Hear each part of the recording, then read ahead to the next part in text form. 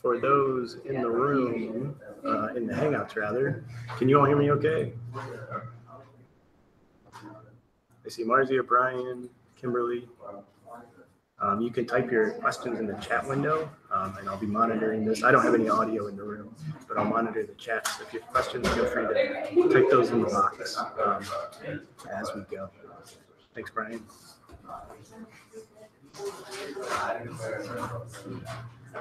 Good afternoon, everybody. How are we all doing this wonderful, cold, sunny Friday? Y'all doing okay? Excited to be back?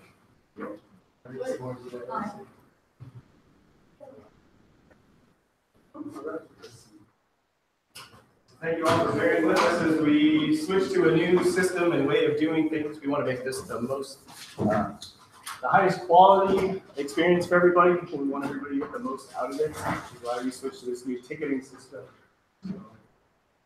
Everybody will have their own seat, their own computer. We'll just have to do more workshops so everybody can come. Let me pass around a tablet here. It will have a sign sheet. Let us know you attended. Excuse me. All right. So today's session, we're going to move on from where we started last week, getting an introduction to what geographic information systems are.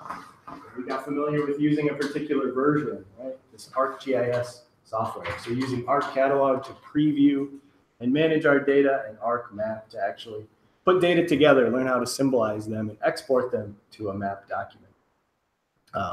So something like an image or a PDF. Today what we'll do is talk about how do we create data, and actually go through some examples of creating our own data. So first we'll review a little bit from last week, and then shift gears and talk about coordinate systems for a while. This will be our big topic of discussion. Coordinate systems are the way we put our data onto a globe and onto a map.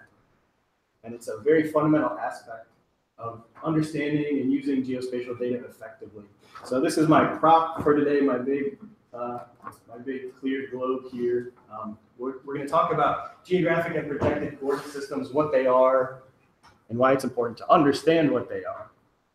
And then we'll do some hands-on activities. First will be georeferencing data. So essentially taking something like a scanned map or an aerial photo and bringing that into GIS. We'll do digitizing or creating vector data on our own. So actually going in and drawing our own points, lines, and polygons. And then our last example, we'll take a table of information that has coordinates for each row in that table, like a latitude, longitude, and use those to place them on a map directly. Sound good? All right.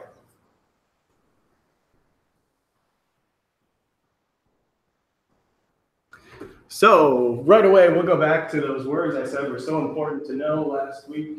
We were talking about a geographic information system is some sort of software tool that's going to link attribute data or this descriptive database of information to somewhere on the Earth. And when we create a digital format of all these data, when we're modeling all these different things out in the world, there are two basic models we use to do so. The vector data model and the raster data model. So somebody tell me about vector data. The vector data model, what is it? What does it look like?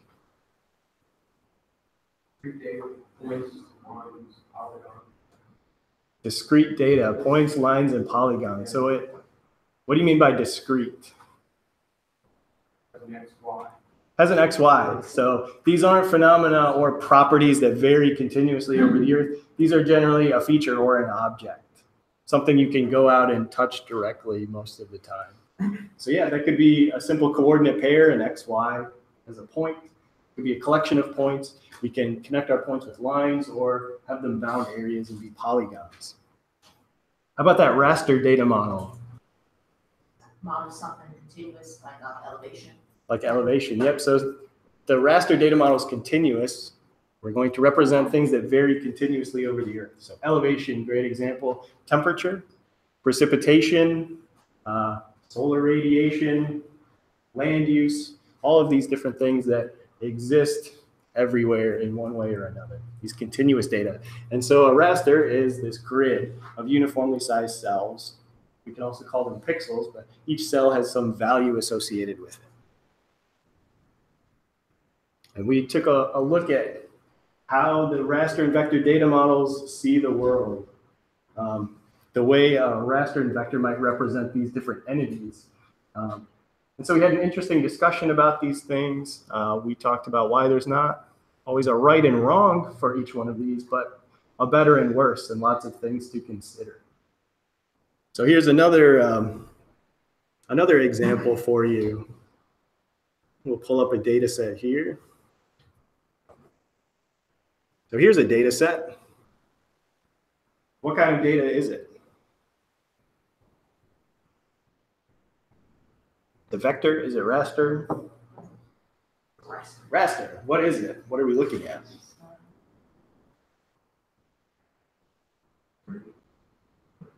I hear a few people saying the library. Yep. So what we're looking at is either an aerial or satellite photo, right? So a camera was flown around to capture pictures of the Earth's surface. So imagery is a very common raster data set where each cell in this grid has some red, blue, green value, right? Some color, and that's its data. And the library, that's this building most of us here are in, down at the bottom, has that distinctive plus sign at the top on the roof. Exactly. So raster data sets, like aerial photos or scan maps, are often the starting point for creating vector data. We can identify distinct features in this, say, aerial photo, and maybe we want to use this as the basis for creating our own data sets. For instance, if we wanted to do the reflection pond, what format would you want to use? We're going to do some sort of vector data, but how would you want to represent? Do you want to represent it?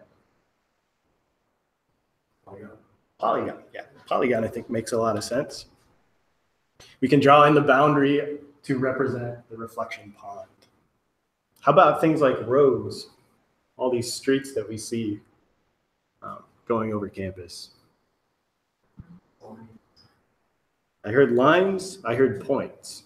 Did somebody say points? Say it proudly. No? Sam says it wasn't him. All right. Lines, yeah, I think lines are a good fit, especially if you're interested in, say, the location of the very center of the road. And that's generally the way we conceptualize and model roads. What if this is your entire area of interest and you want to know or quantify the amount of impervious surface?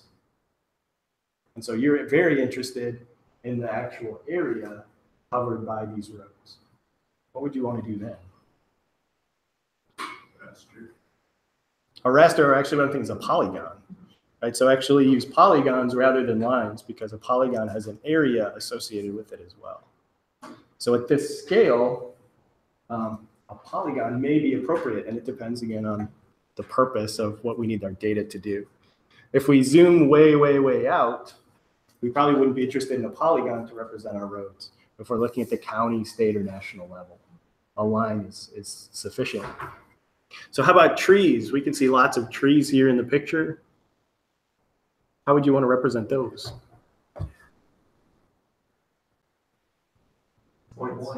Points, yep. So these they can be fairly well described by one coordinate, and then we can assign all sorts of attributes to those points. Say the species, the age, I don't know, foresters. What else would you want to know about trees? Crown width, DBH. I'm not a tree guy, so I'm pretending like I know things here. But yeah, points would be a natural fit for that. So we're going to do this today. We'll use a raster data set to help us digitize and create our own vector features. Let's go back and talk about file types again. Really exciting stuff here. Last week we looked at a variety of GIS data, both through the eyes of Windows Explorer, or the way the files actually live on your computer, and ArcCatalog, which is this specialized software for previewing and managing geospatial data. So we talked about these individual files, and I'm putting individual in quotes again, those are things like shape files. So this is a data format that stores vector data. So points, lines, and polygons are stored as these shape files. And I'm putting that individual files in quotes because, as we saw last week, it's actually 8 files together on your computer that the software interprets to be one shape file. We also had individual rasters, right? I'm a hungry guy. These are my waffles, these icons here. Relate everything back to food, but we can have individual rasters. So these often have an image file format like a TIFF or a JPEG or a PNG. We had another data model, or data structure, I should say, the file geodatabase. So we saw these soup cans there in our catalog. And these file geodatabases look like a folder on your computer and live like a folder, but they are actually a data structure that contains a mix of data sets within it. So it can have a number of individual feature classes, which are equivalent more or less to a shapefile in that they store vector data. So they represent points, lines, and polygons. We can have rasters that live in a file geodatabase. We can have tables in a geodatabase, network data sets, all sorts of advanced structures. But as we saw last week, if you open up a file geodatabase through a file browser and not our catalog, you can't tell the individual feature classes from one another. They're written in a way that's more efficient for a machine to read and work with. So a little more comparison between a shapefile and a geodatabase or a geodatabase feature class is that the shapefile is limited in size. So your attribute table or your geometry can't be larger than 2 gigabytes. And your attribute table can only have 255 fields in it, and you can only use 9 characters to name each of those columns. Right, so that may be a limiting factor for us. A geodatabase is more efficient to read and write your data and perform queries against it, and it doesn't have any limitations on the size of a feature class within it. You can have many more attribute fields and use lots of nice, long, descriptive names for your attributes. It also allows you to store less space on your machine, and it has this tolerance value associated with it. So features that are within a tolerance limit, by default it's 1 millimeter, get merged together. And this is more of a quality control parameter. If you're digitizing or drawing and accidentally click 2 points right next to each other, this will merge them and remove those duplicates. Questions on any of that? It should all be a review, right? So why did we use shapefiles? We talked about we export them to other software. Some may require you to give it a shapefile. Or if you need to just send one part of a geodatabase to somebody down the hall, you can export it as a shapefile. You can also send entire geodatabases. There's no problem in doing that.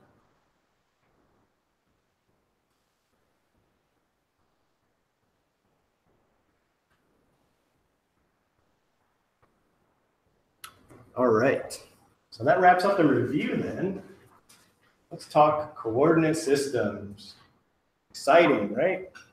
We're going to look at these spatial reference systems or coordinate systems because understanding them allows you to use them properly. And you don't want to misuse them because any analysis you do or assumptions you make out of your data can be totally invalid if you misuse or your coordinate system here, or just not having a good understanding of it.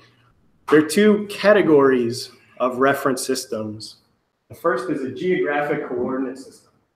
So this is one that's going to place you on a 3-dimensional surface like a globe. And it has both a spheroid or an ellipsoid that models the shape of the Earth, and it has a which provides the origin for measuring latitude and longitude. So hopefully latitude and longitude aren't new to everyone, but these are 2 angular measurements that locate you on the 3-dimensional surface of the Earth. So imagine you're here at the center of my globe. At the very center of the Earth, we have I'm going to do some coordinate system yoga here. You can feel free to stand up and join me. Sammy, I think you should especially. Imagine you're at the center of the globe. You reach out your arms everywhere. My arms can reach is on the surface of the earth. I'm surrounded by this sphere. Right? So a geographic coordinate system has a prime meridian to it. This line that goes all the way around the globe and is oriented through the north and south poles. And it also has an equatorial meridian, or the equator, that goes through the middle of that globe. So these are my two reference lines.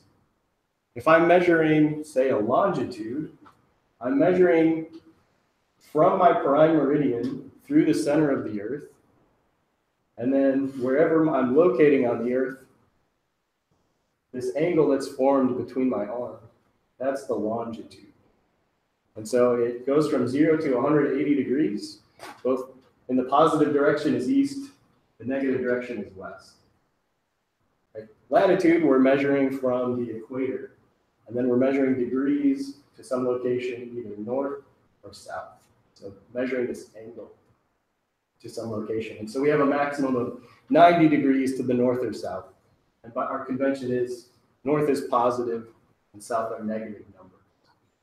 Right? This is all review from 4th grade, right? But it's always good to bring it back up. So we're all on the same page. So geographic coordinate systems give these two values, two angles that locate you somewhere in a 3D globe.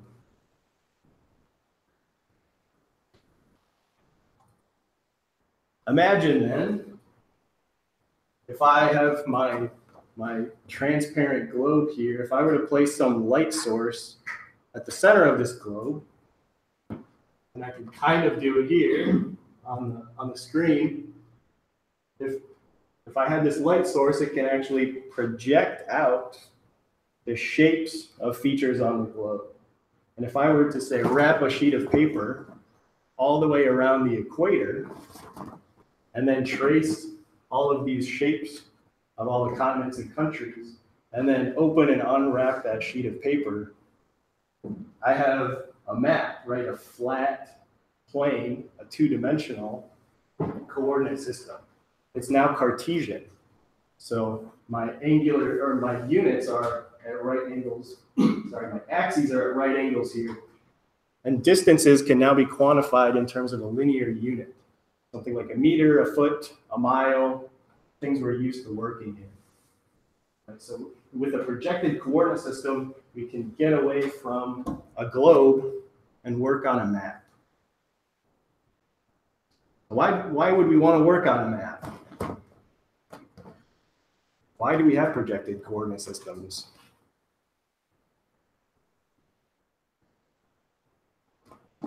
Imagine trying to pull up Google Maps on your phone, but maps don't exist.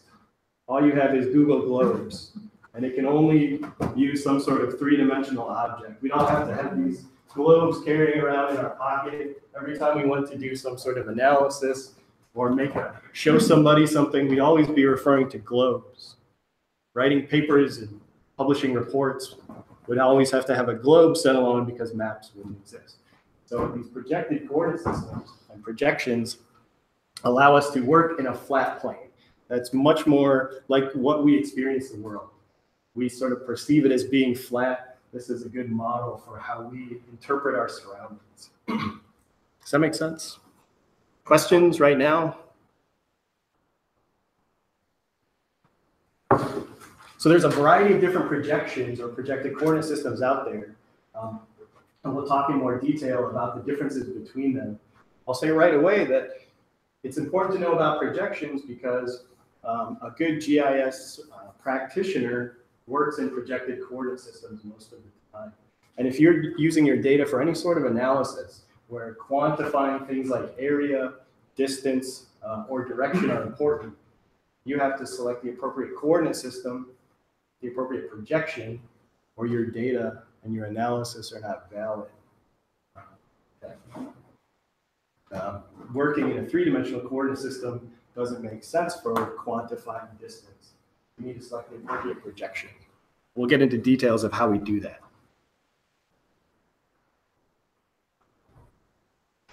Maybe I got ahead of myself a minute ago. this is a good review on our geographic coordinate system. So we talked about these angles of latitude and longitude, and the combination of those two gives us our location on the three-dimensional Earth. Why wouldn't latitude and longitude be useful or appropriate units for, let's say I want to quantify or measure a distance? It would require two sets of points. I think even then you could, like there would be no way, it would be not obvious how to find the distance. Right, so these are in units of angles, right? So I can't just subtract one latitude from another and use that value as a distance. It's giving me an angle, but it's not actually giving me a linear distance. Is the span of 1 degree of latitude the same everywhere on Earth, or 1 degree of longitude? No, it's not. 1 degree of longitude at the equator covers just under 70 miles of actual distance. And as you approach the poles in either direction, that 1 degree is actually representing a different value until it comes to 0 right at the pole. So when we're working with data in degrees and trying to calculate some sort of distance, we can't really do it here. We need to work in a different system, like a projected coordinate system. But let's continue on talking about geographic coordinate systems, deepen our understanding. Right, so they have these multiple components. First is you'll see the terms spheroid and ellipsoid. These are mathematical models for the shape of the Earth. So just an approximation. We know Earth is this sort of bumpy, circular-ish thing. We use these mathematical ellipsoids to approximate the shape of the Earth. We also have a datum, and a datum is the origin for where we measure latitude and longitude. So we can have different types of datums along with a particular ellipsoid. Shown here on my diagram, here at the center of the Earth, this is the center of the Earth, or the Earth's center of mass. We can have a geocentric datum, and this is one where the origin, or the center of that datum, is at Earth's center of mass. And so the World Geodetic System 1984, if you're familiar with that datum, or the GRS 1980, these are geocentric datums.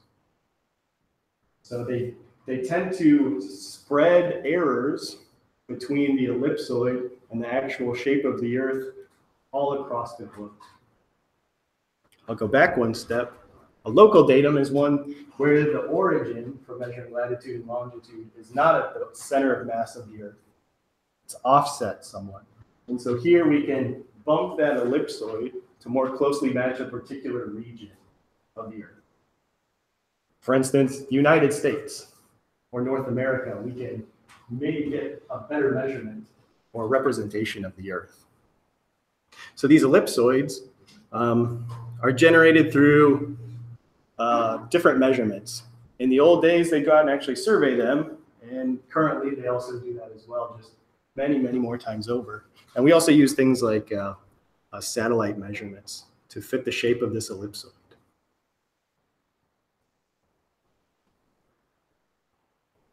Some common datums you might see in the US, if you've ever seen the North American datums, NADs. The NAD 1927 datum is a local datum. It uses an ellipsoid generated or created in 1866, the Clark 1866 ellipsoid, and it also has an offset origin, where the center of measuring latitude and longitude corresponded to Meads Ranch in Kansas.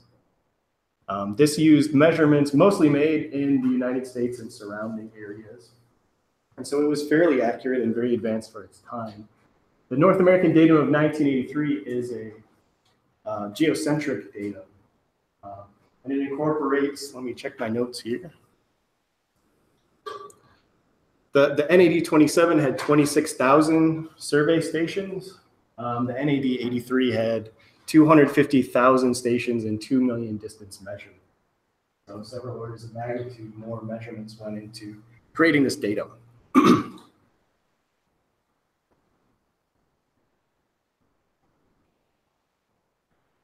So our datum and our ellipsoid give us, together, we can use the datum and the ellipsoid to assign a latitude and longitude to particular locations. Depending on, if you change the datum without changing the actual coordinate values, you would introduce an entire shift in your data. So 45 degrees latitude using NAV27 doesn't point to the same spot as NAV23. So here in San Francisco, if you just change the datum without transforming your data, you would have an error of about 100 meters in the location of your data. So sometimes you'll find pulling data into GIS, the datum or the geographic coordinate system will be mislabeled, and you'll see an offset in all of your data. So it's important to know what the datum is and know where to find it.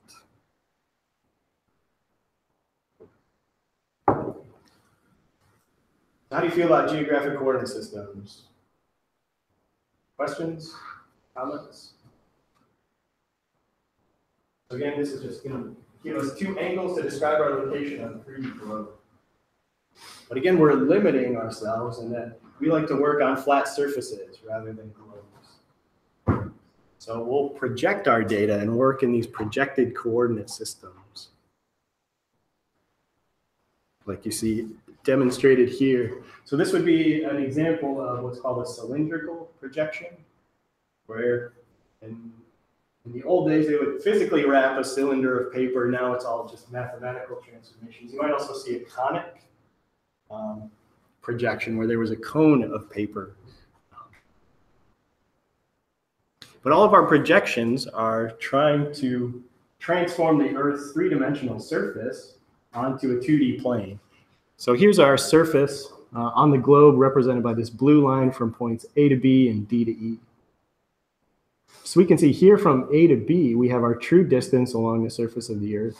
When we project onto this plane, that distance is shrunk or compacted. These two locations, D and E out here,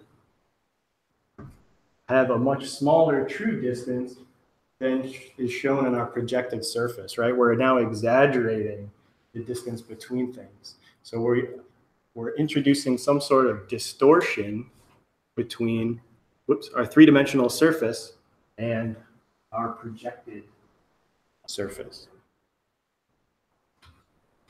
So every time we project our data from 3D, from a globe onto a map, we're going to introduce some level of distortion to it.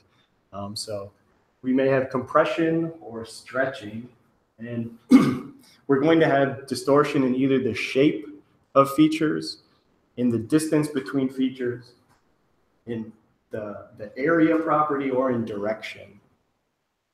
So we can only preserve all of these entities if we're going to work on a globe. If we do this on a map, we're going to introduce distortion. And so we choose a projection based on what's important for us in our data, in our analysis, in our map.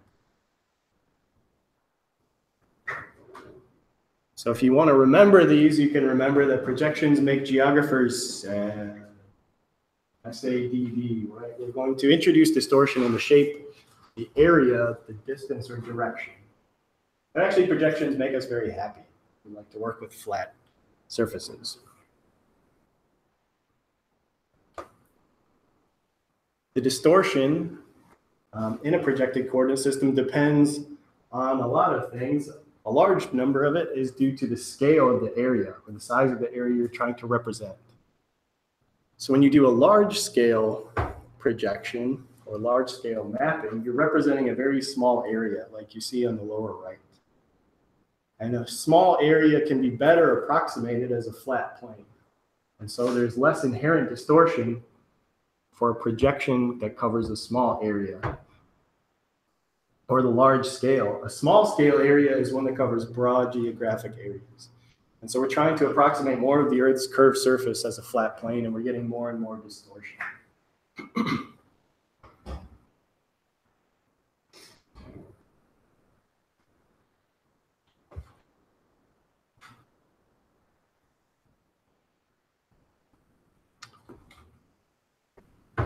So just to point out the importance of choosing the right projection or understanding how different projections distort features. How many of you have seen a map that looks a lot like this in your life? So pretty much everybody has. Does anybody know the name of the projection that's used here? The Mercator, yep. So this was a great advancement in cartography back in the day. This is a cylindrical projection. But what do you know is wrong with this one?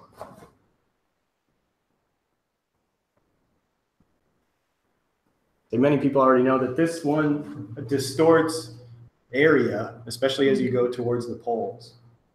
So when I was a kid in elementary school looking in atlases, I thought Greenland was the size of the United States. And I don't know how old I was when I learned that wasn't the case. Right? And so this introduces a broad degree of distortion, especially as you near the poles, but what it preserves very well are shapes. So the shapes you see in a Mercator projection very closely match the true shapes on a globe. So this is a good projection if you're making an atlas or something where having readily identifiable countries or areas is important. But as we can see, distance and area, maybe not so much. To hit this point home, look back to the map on the left and compare in your mind the size of the United States and the size shown here of the Amazon rainforest. And in our Mercator projection, it appears to me at least that the United States is much broader than the Amazon rainforest. But here, when you compare the two, you can see they're almost the same size. If shown here in a projection that preserves area. An example of that would be the Peters projection. So you already pulled this one up and you think, wow, everything looks very weird, right? This is a projection that does not preserve shape whatsoever, but it does preserve areas. So here the relative size between countries and continents is much more accurate. So you can see that the true size of Greenland, for instance, is much closer to reality. Any questions?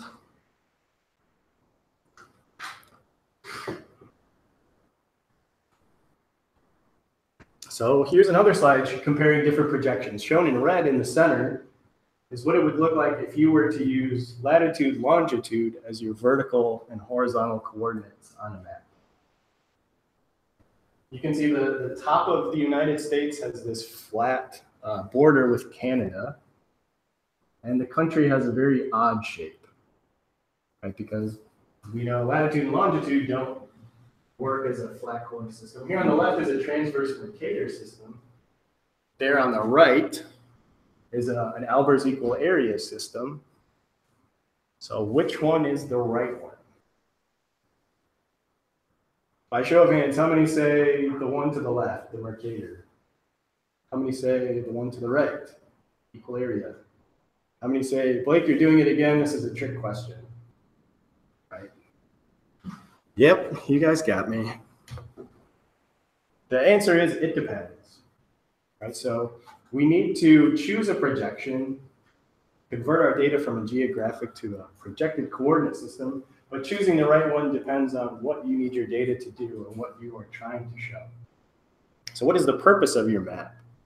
Right, so again, if the map's general purpose, you're more interested in just showing and preserving shapes, having recognizable features, some sort of shape preserving projection. If you're going to measure distance, as part of your analysis is measuring distances between features, your projection should preserve distance.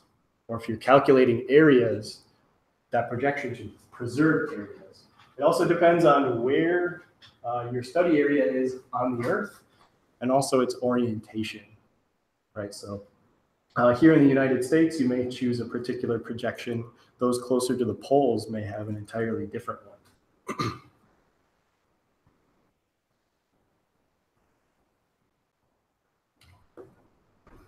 So what's shown on the screen now is, this is a tool for helping you choose a projection. So when you go to start your own project, you're going to project your data, this will help you select an appropriate projection.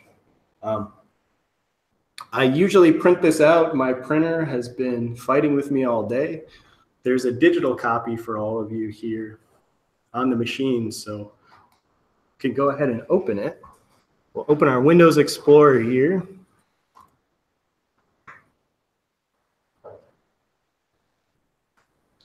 Navigate to the D Data 2 drive from the left under the word computer. And now we have another folder, Data Creation and Management. For those watching remotely, this will obviously be the location you extracted to on your machines. So I'll open my Data Creation and Management folder. From the Projections folder is this Projections Chart PDF.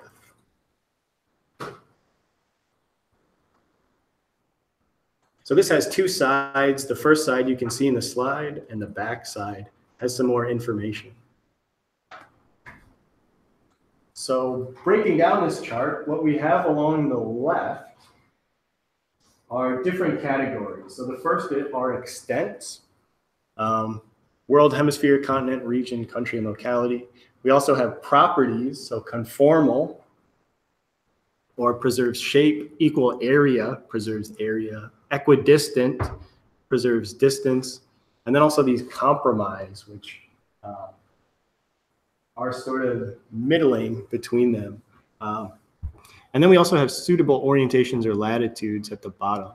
And then along the top are all of these different projections. So when you want to select a projection, what you're looking for are either blue and green boxes, which mean that this is a projection which preserves a specific extent or property if it's a green box. So you can see if you follow down along one of these projections, for instance, the Albers equal area, I see a blue box underneath it next to continent or ocean, region or sea, and country, which means it's appropriate for data at those scales. And I can see this one, as the name implies, preserves area, that green box next to equal area. And it's also suitable for east, west, and middle latitudes. Anywhere you see a yellow box means it's not as good as other projections, but still acceptable. So what you want to do is generally try to match an extent and a property or two with a projection.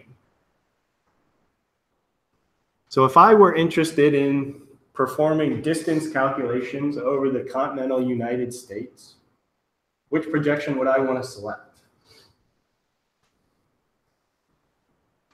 So my data are for the United States, trying to preserve distance properties. What are some of the possible projections I could use?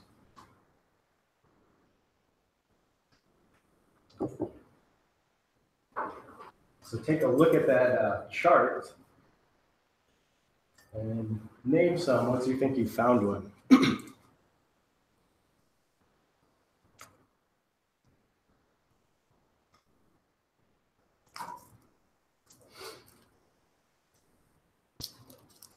Equidistant conic. Equidistant conic, all right. And how did you find that one? Blue and then green next to, or equidistant. All right, so equidistant conic, it's just left of center right here. So as I go down, I see the country extent. And what's also good here for the region, the United States is very large, bordering on a regional scale. So that's good. And as I follow it down this column, I see a green box in that equidistant row. Any others? Any other suggestions? Is that the only one? What about Mercator? Mercator, let's see. So where's Mercator? Along here, as we go down, Mercator is just right of center. So I see blue boxes next to region or sea and country, good. But as I go down, I see conformal. There's a green box next to conformal, but not equidistant. So conformal means it preserves shape. So maybe not the Mercator projection. Did anybody find another one?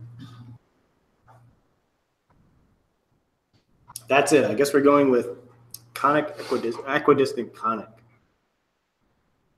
I'll point out the back of this chart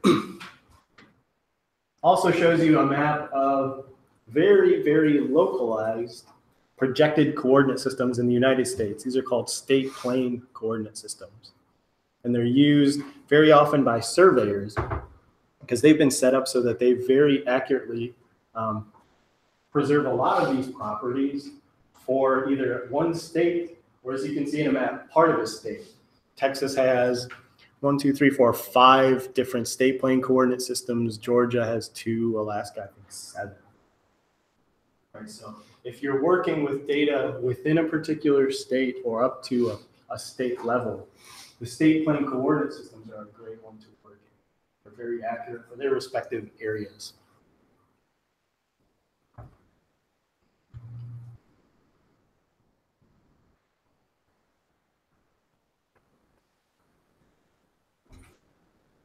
All right, so this wraps up coordinate systems. Any questions, comments? Does it make sense? Have I hit home to you why we like to work in projected coordinate systems? Somebody sum up for me why. Anybody? Anyone at all? Easier to work on a map than a globe. Right. Is it easier to work on a map or on a globe? I think the answer in most cases is a map. Exactly. And so, again, we're able to work in units like meters, feet, kilometers, and miles that are actually measuring a distance and not in angles. So if you're going to perform some sort of analysis or do a lot of mapping, we need to choose our projected coordinate system, get out of the habit of simply working in geographic coordinates.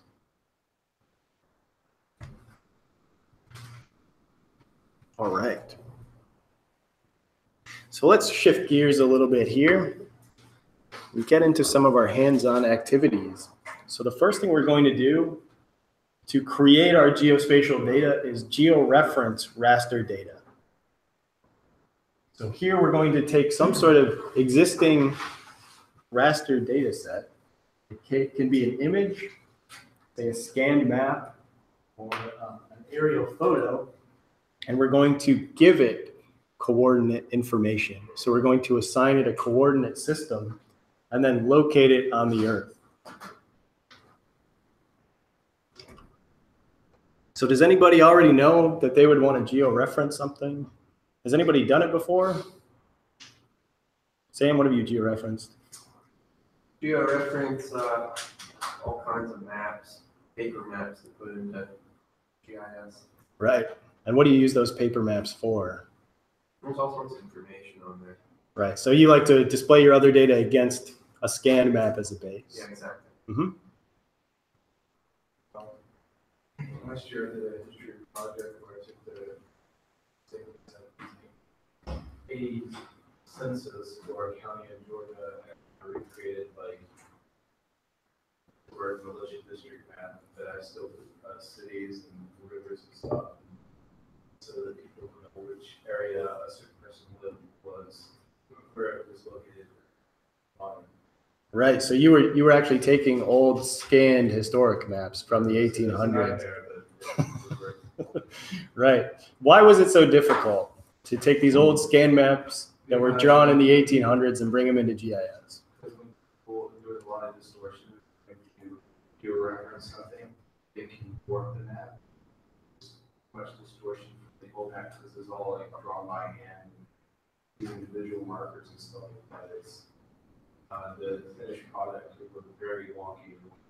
So Right. you Right. have to learn where to get it and where not. Right. So what he's saying is we get all sorts of distortion. We run into problems with old hand-drawn maps and that they weren't always drawn perfectly to scale. And so when you use data that is perfectly to scale, you need to warp or change that map somewhat. So the way we georeference data is we generally have something we're going to compare it to. So maybe we're going to use, in this example, the borders of counties that we may have as a vector data set and match those to locations of counties from this historical map. So we're essentially picking a location in our raster data set, picking a location on a reference data set and saying this is the same thing. And so we build up this network of links and then use a mathematical transformation to bring in and possibly warp, stretch, or shift that data and bring it into a GIS. So we need to have some sort of reference data ahead of time to do this. Like TJ? Jason, thank you. As Jason was saying, with historical data not to scale, this can be very difficult. So what we'll do for ours, our example today is going to be a scan map of fisheries in Idaho. So I'll go back to my Windows Explorer, find my data creation and management folder here, which on these machines is on the D-Data2 drive and data creation and management. If you go to this georeferencing folder, this PDF is the tutorial we'll go through here. This Idaho hatchery map, we can open and take a look at that. This is what we're going to georeference. So we're going to pull it into GIS, give it a coordinate system, and locate it. Then we'll use this as the foundation for drawing in our own vector data later. So we'll convert these different fisheries shown in these small white circles to points, rivers to lines, and areas to polygons. So you can close this preview of the data. Let's open ArcCatalog and see how our data set looks through the eyes of ArcGIS. So I'll go to my Start menu, go to All Programs, to my ArcGIS folder, and select that ArcCatalog 10.5.1.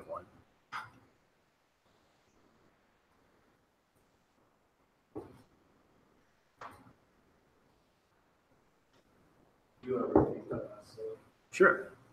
Opening ArcCatalog. Yep. From Start, All Programs, the ArcGIS folder, and ArcCatalog 10.5.1.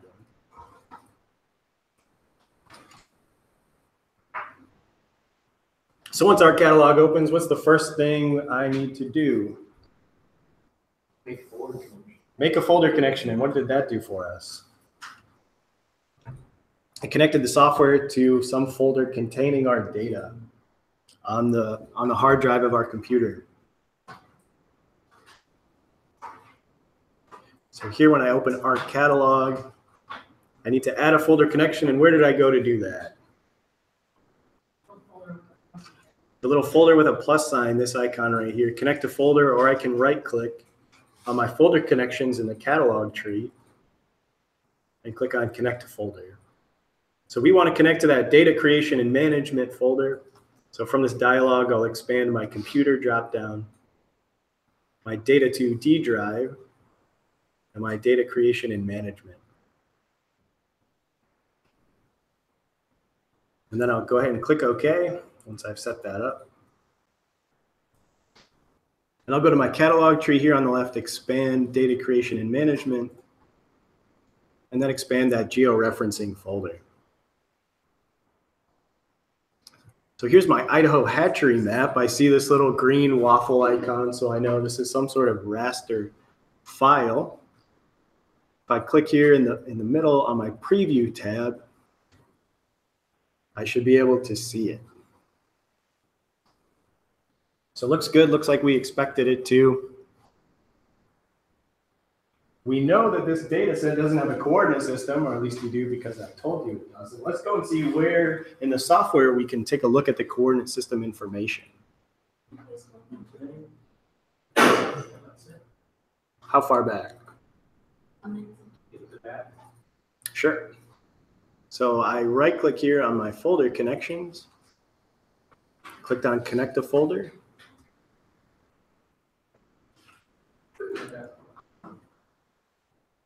And then I expanded the computer, expanded the Data2D drive, and clicked on data creation and management. And then clicked OK.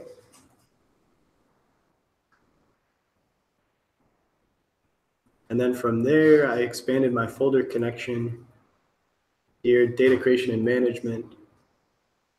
And then within that folder is the georeferencing folder. And there are two data sets within it. and we were looking at the Idaho hatchery map.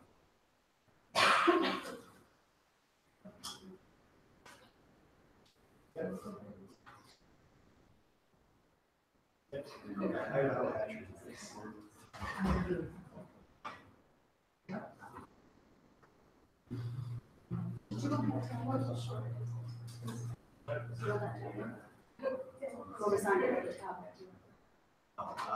Sure. Got it. Everybody's got it? Anybody else need help?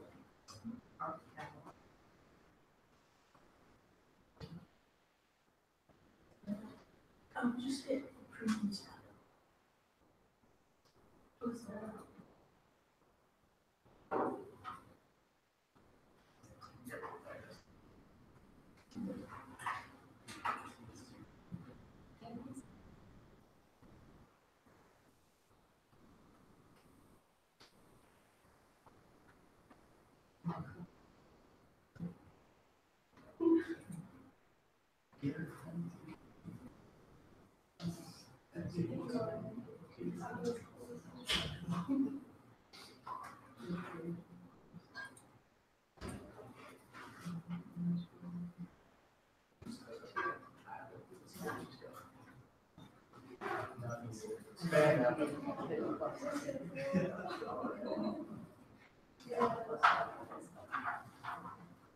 So can anybody guess how we're going to look at the coordinate system information for this data set? What did I tell you? We want to try 95% of the time first. Right click. What should we try right clicking on? I'll start here in the catalog tree in my georeferencing folder. I'll right click that Idaho hatchery map.gif. And we're going to open the properties.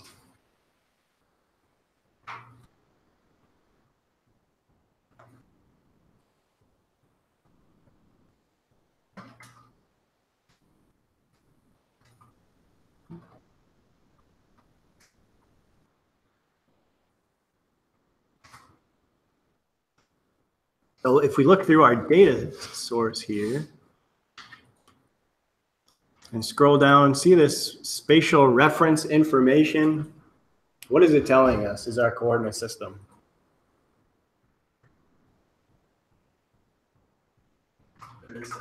There isn't one, it's undefined. Right, so it doesn't have one yet. We can click OK to close this window. Now let's preview the data set that we'll use to georeference, the one that already has coordinate information. It's going to be a feature class with the boundary of Idaho within it. So if I go back to my catalog tree here on the left, to my Idaho data folder,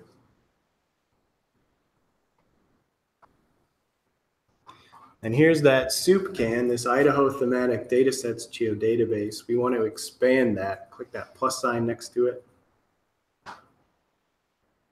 And this first featured dataset is called census. We'll expand that one as well. And notice this state boundary feature class. So the state boundary will match different parts of the state boundary to our other map to georeference it. Let's see which coordinate system our state boundary is in. I'll go ahead and right click that feature class. Open the properties. You can see a feature class has many more properties we can look at. We want to go to that XY coordinate system tab. So what's our current coordinate system? NAD 1983 Idaho TM. All right, so it's Idaho. It's telling us the TM is transverse Mercator. It is a type of transverse Mercator projection. And it's a state system similar to a state plane. This is a very local coordinate system. It's very good for representing features in Idaho, not so much other places. So you can see our projection information is transverse Mercator. What's our unit of measurement in that coordinate system? Meter, yep. And if you scroll down a bit further, you can see the geographic coordinate system information as well.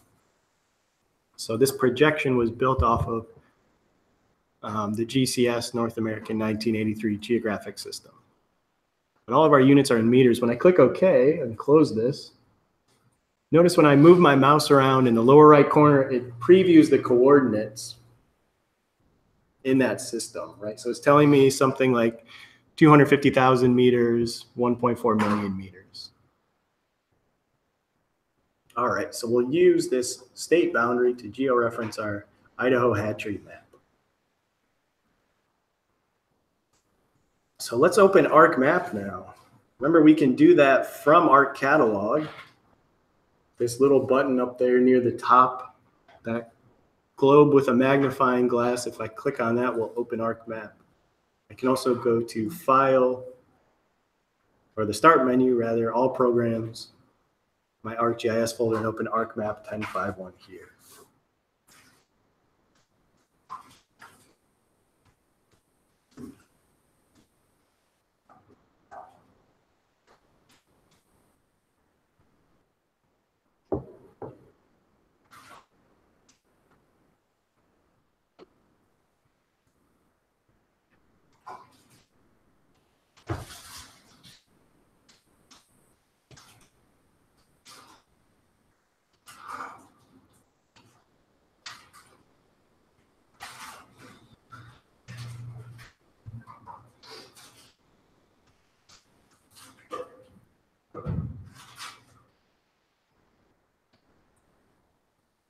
Okay, if you get this Business Analyst Desktop Message Center, feel free to close that.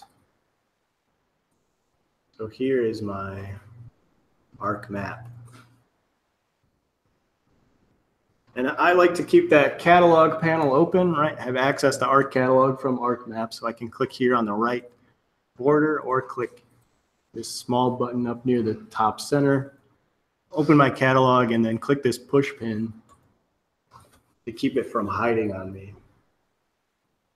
And I can see my folder connections. There's that D, data creation and management connection I already set up.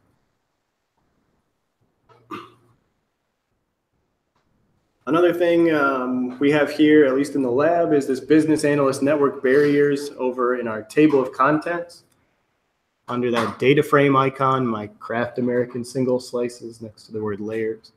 So I'm going to right click those business analyst network barriers and click on remove.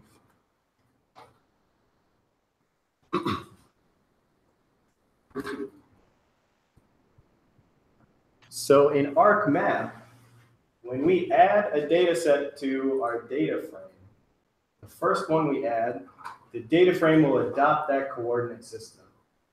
And then it will draw any other data we add in that coordinate system. It's called project on the fly. So it can take data with different coordinate values and plot them on top of one another. You can change or specify that coordinate system whenever you want. So let's go ahead and do that.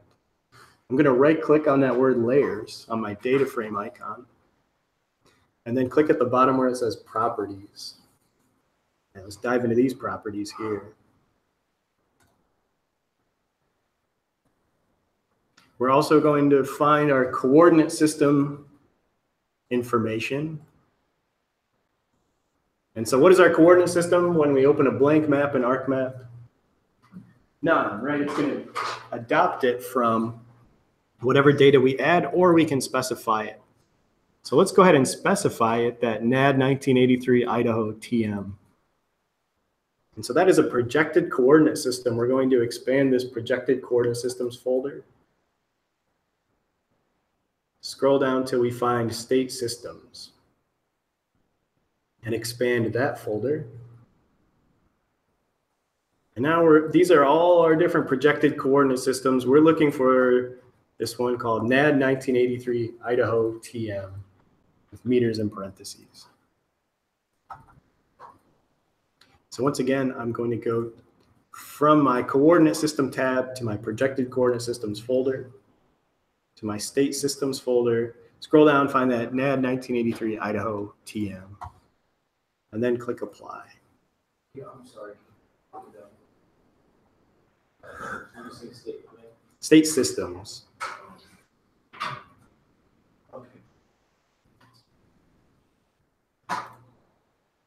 We can click OK and close that. We don't need to add a base map today. Just go ahead and watch what I do. I just want to demonstrate to you this project on the fly. So I'm going to grab a base map which covers the entire globe. It's going to now draw that base map in the Idaho coordinate system. So this is how the world looks in that projection. What's the center of the Idaho state system coordinate system? Idaho, right? I mean, not the physical center, but the focus. So it's developed to accurately preserve things here in Idaho. But the further you get away, the more it's going to distort. Especially noticeable is direction, right? So as I go over here to, say, South Carolina, north is, I don't know, 20 degrees off of true. The other side of the globe, we just can't even represent whatsoever here. So again, just watch what I do. As I change this coordinate system to a world system, say that Mercator system we're all used to seeing,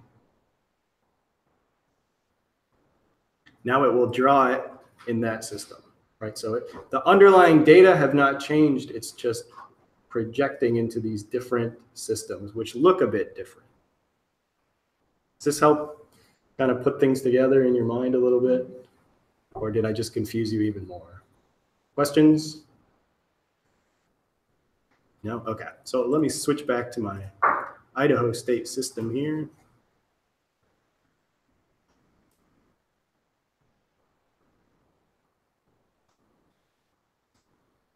And I'll just remove a base map since we don't need to work with one today. So now let's drag and drop some data from our catalog to start our georeferencing. Let's expand our data creation and management folder connection. And let's add that Idaho hatchery map first.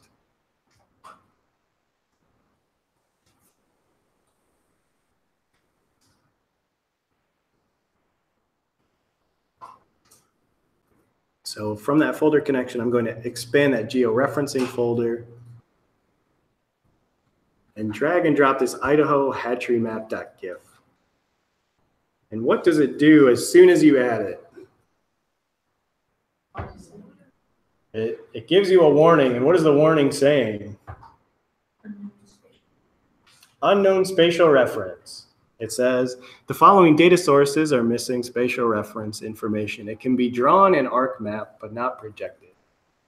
So that's what we would expect. These don't have a coordinate system data. What ArcMap is telling you is, I don't know where to put this thing.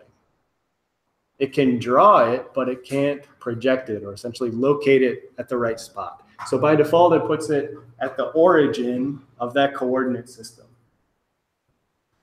So let's click OK. That's what we would expect.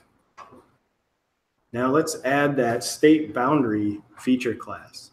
So from my Idaho data folder here in our catalog, expand that Idaho thematic datasets geodatabase. Expand that census featured dataset, and then drag and drop that state boundary featured class. When I drag and drop it, I see it here in my table of contents, but I can't see it in my map.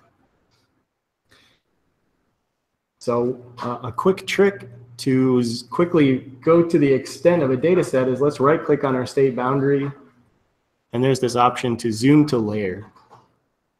So if you want to bring up a data set, you can move around in the map very easily. So there's Idaho. Where's our other map? If I zoom way, way, way, way out, keep going.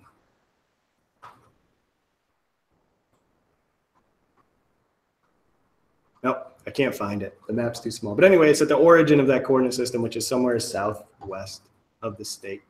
So I'll zoom back to my boundary layer. Is everybody there? I hear no. Which part do you need?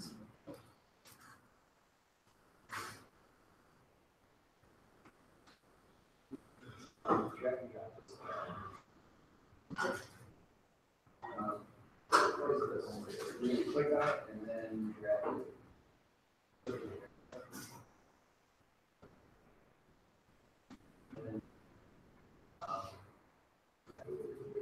Expand Idaho data.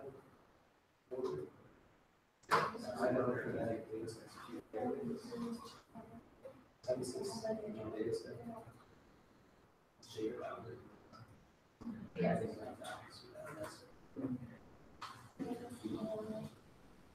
Everybody good?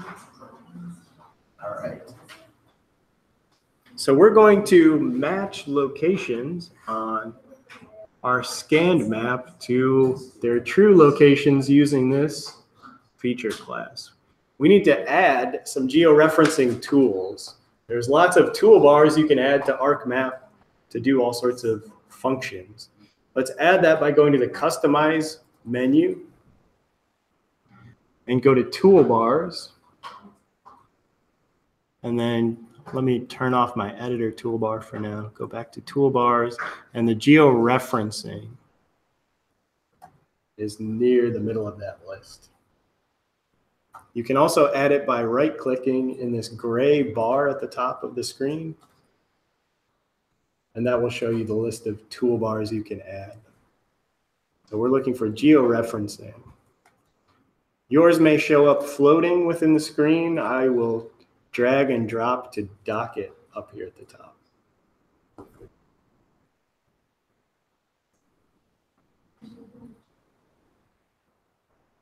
So next I'm going to go to the georeferencing toolbar, click the word georeferencing, and there's an option fit to display. And what this will do is pull that map and drop it near my reference data set.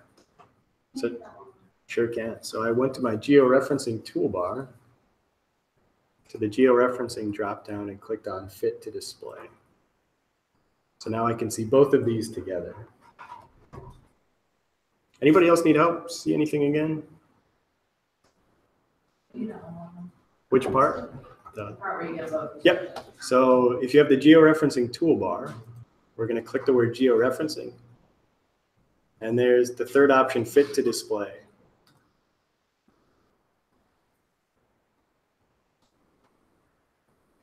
And that will fit them both in the same screen.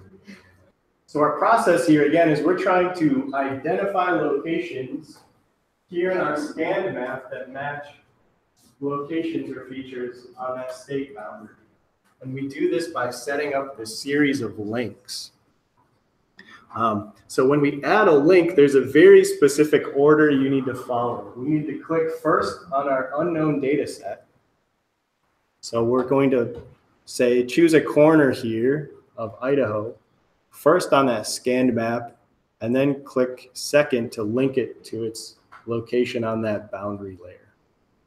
And then we'll repeat that process for different features, say this corner, and work our way around the state. So before I start, I just want to make sure that it's on.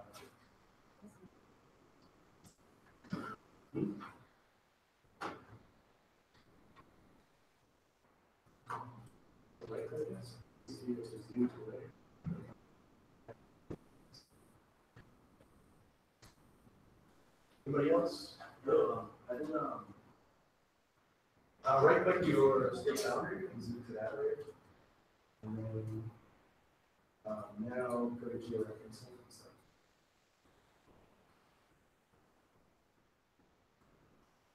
And then drag the state boundary above.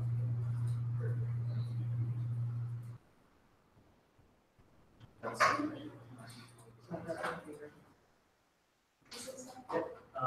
so we'll go to display.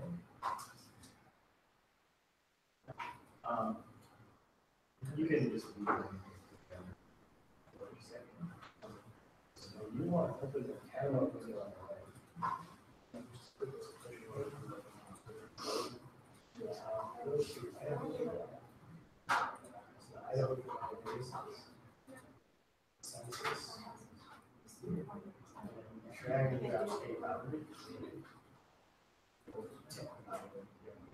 Just click on it and keep clicking and hold it.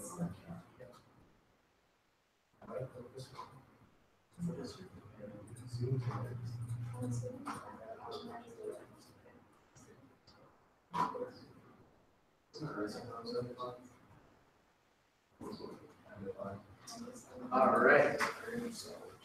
Now we're ready. So from our georeferencing toolbar, I see that Idaho hatchery map. That's my georeferencing layer. There's this tool to add control points. There's this green and red crosshair. So I'll click that, and now notice my mouse cursor is a crosshair. So we're going to match points, and the order matters here. So I want everybody to zoom to or find this northwest corner of the state and click it on that scanned map. And I'm interpreting the center of these black lines to be the boundary. So I'm going to click just about the middle of where these lines come together. And when I do that, I now see a green crosshair, the number 1, and this thing stuck to my mouse. So now I'm going to put my mouse cursor over that boundary, and I can see it snapping to the corner. It says state boundary vertex. So I can exactly grab that corner, and when I click that, it's going to adjust automatically. So now I've set up my first link.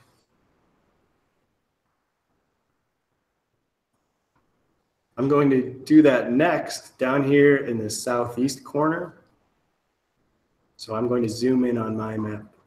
And again, I need to click first on my raster data set. I see now that number 2, this line stuck to my mouse, and I'll match it to the vertex at the corner of my feature class. And I can see right away with those 2 points, I'm getting pretty close. So you can continue this process. The goal is to add as many control points as possible. Getting up to 9 or 10 is a very good number. The minimum you need is 4. Well, let's shoot for 9 or 10. So I'll match this other corner. First clicking on my scanned map and then on my feature class boundary, and work my way around the state.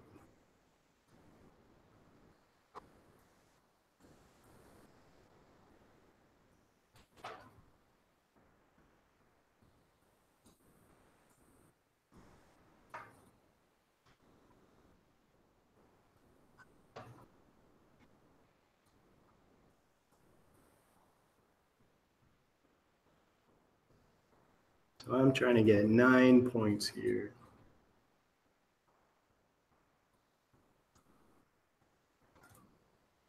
Oh, it looks like I've got 10. Okay.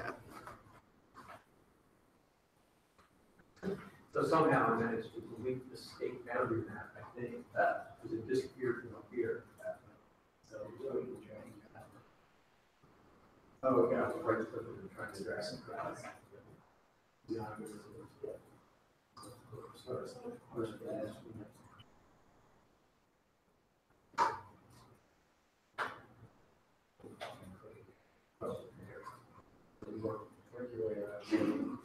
This one.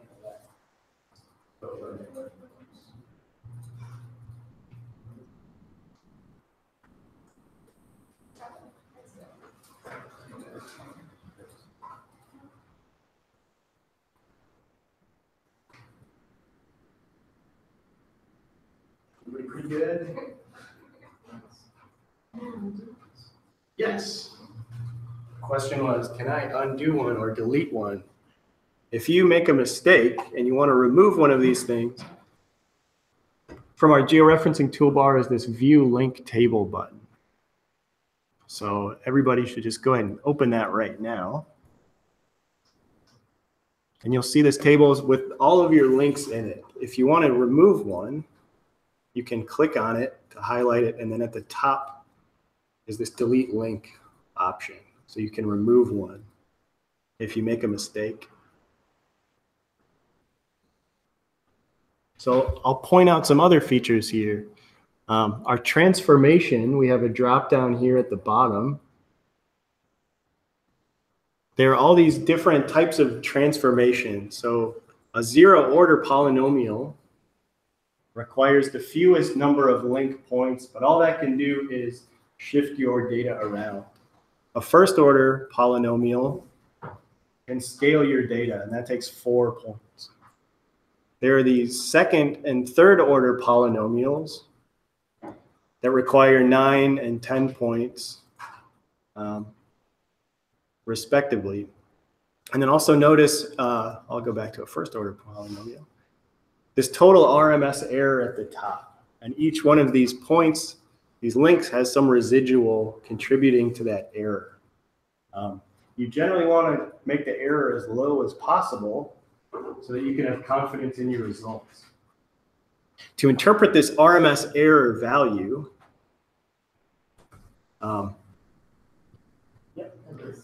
the list, that was from our georeferencing toolbar, this option here to view a linked table. So that RMS error on mine right now with a first order polynomial is 3585. And the units are the same as my coordinate system. So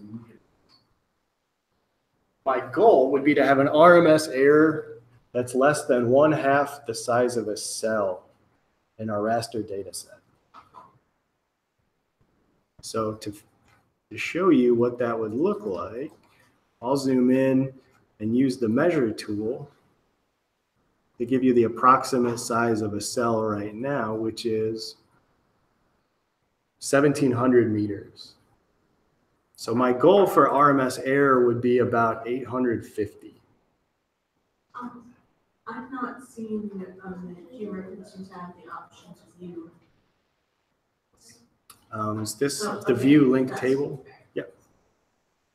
So how am I doing in terms of RMS error? My goal is 850. I'm at 3,500. Maybe not great in terms of sheer value alone. Visually, my result is pretty good.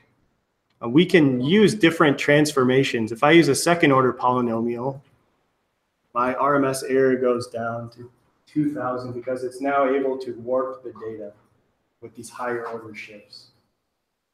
What did you do to get down to? I changed my transformation in this dropdown from a first order polynomial to a second. When you georeference, ideally we would have a nice geographic distribution of all these links. Where don't we have any links right now? In the middle, yep. So our reference data set here is limiting us. And so if we were able to incorporate other data for the interior and match them, we could probably reduce that RMS even further. Wow. Yep. When I did the second order polynomial transformation, all of a sudden I'm way off on one. Whoops. Yeah, so the transformation may or may not give you a better result, depending on your specific links. Oh yeah, it's so crazy. Like when you go to like third order polynomial, my RMS goes down. But it's like Yeah, the result is very poor, so it's overfitting. And that overfit is straight. it's warping your data so much that the mismatch at the points is very low, but everywhere else. I have no idea what I don't know here.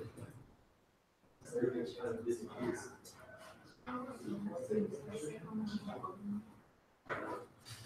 Okay, so Yes.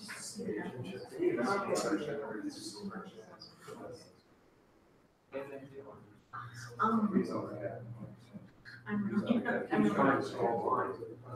think that's what happened. Yeah.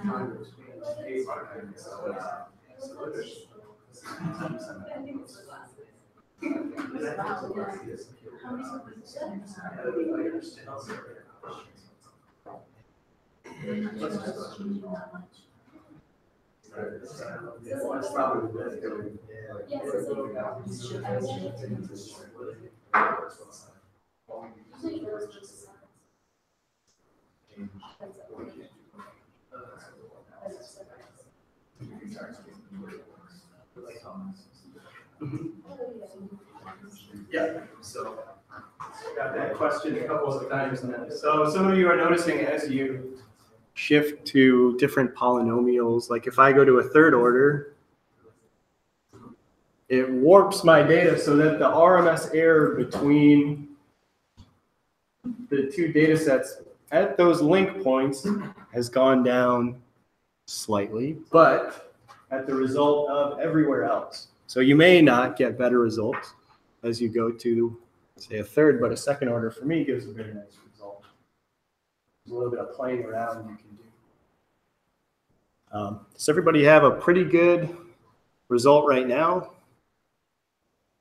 Is it adjust okay? Where you get to that? Adjust? It seems like adjust, are you getting to that or? Adjust. It seems like when I do the transformation adjust, my RMS is super low. This here? Oh, down here. Oh. Is that I'm honestly not familiar with what the adjust is. I'd have to look into that. Keeps disappearing? When I get to the third one, it just disappears. Disappears. Okay, we'll work on that in a second. Does everybody else have a pretty good result right now? We're going to export this, create a new copy of the data set that preserves our georeferencing information. So we need to get a pretty good result right now because we're going to use this as the basis of our next exercise here. So we're going to export this or rectify it and create a copy of the data. So I'm going to close my link table here, go to my georeferencing toolbar, to that drop down, click on georeferencing, and the second option, rectify, will save the current warp. A warp is the term for this data set we're georeferencing. We'll click rectify. The first thing I need to do is specify the output location. So here, this output location, I want to click this folder to browse, and I'm going to save it in my D drive, the data creation and management folder, and within that georeferencing folder. So I'm going to go click my look in and click on data creation and management, and then click on georeferencing. I'm specifying a workspace, which is either a folder or a geodatabase. So I'll click georeferencing and then click add. So my output location should be D, data creation and management, georeferencing. The name of the data set we can specify, and the format. So we can save this as a TIFF. That's a good format. I'm going to change the name, however. Remove that one it automatically appended and type _grf.tiff. So Idaho _hatchery_map_grf.tiff. I'm sorry, after you do select workspace, what should we name it? It's not letting me add it. So when you select a workspace, that should be the georeferencing folder. You'll have to click on it, and so georeferencing is here. Yeah. And then click add. Okay.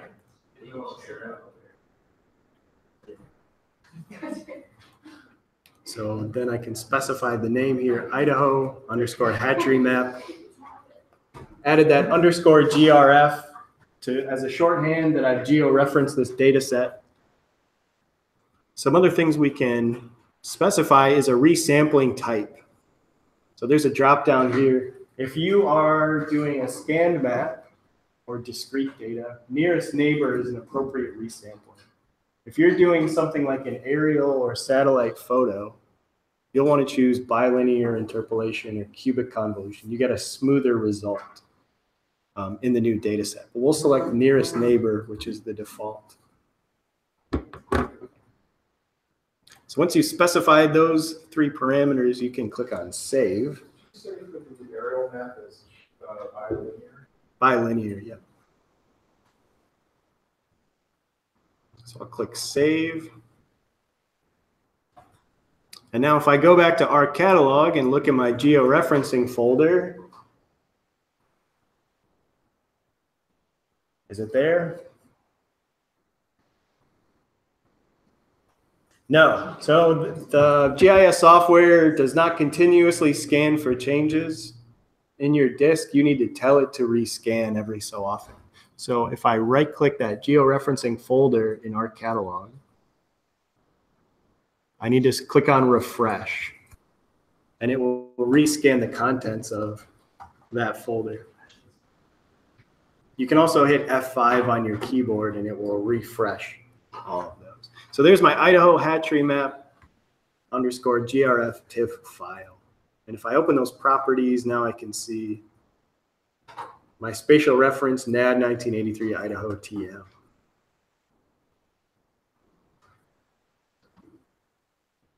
All right.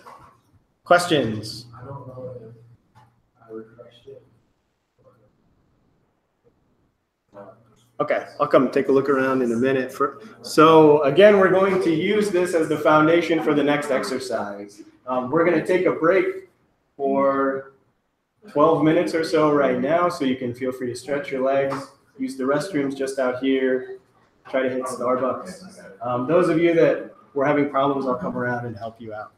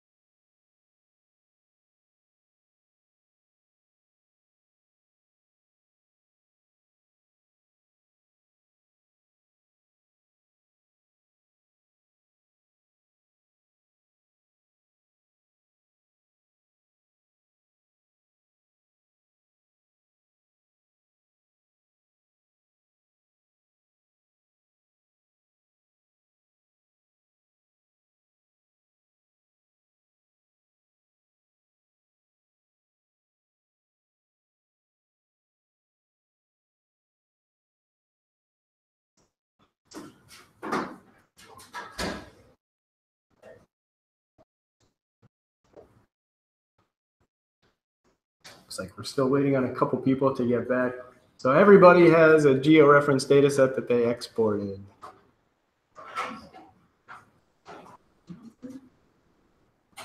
Okay. Then what we're going to do is go to File, New, and create a blank map. And then click OK. Without saving our previous map document. And once you've done that, go ahead and add that georeference data set. I'll close my business analyst message.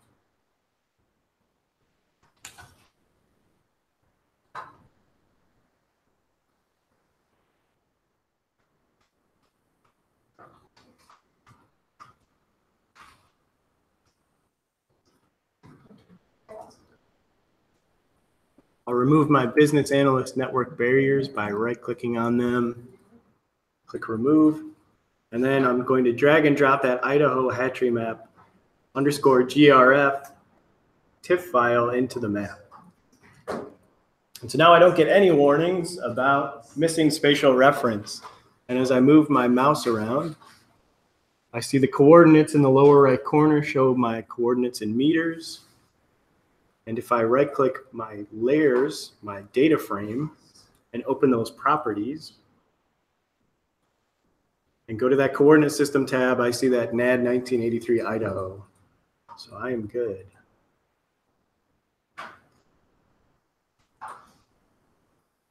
All right.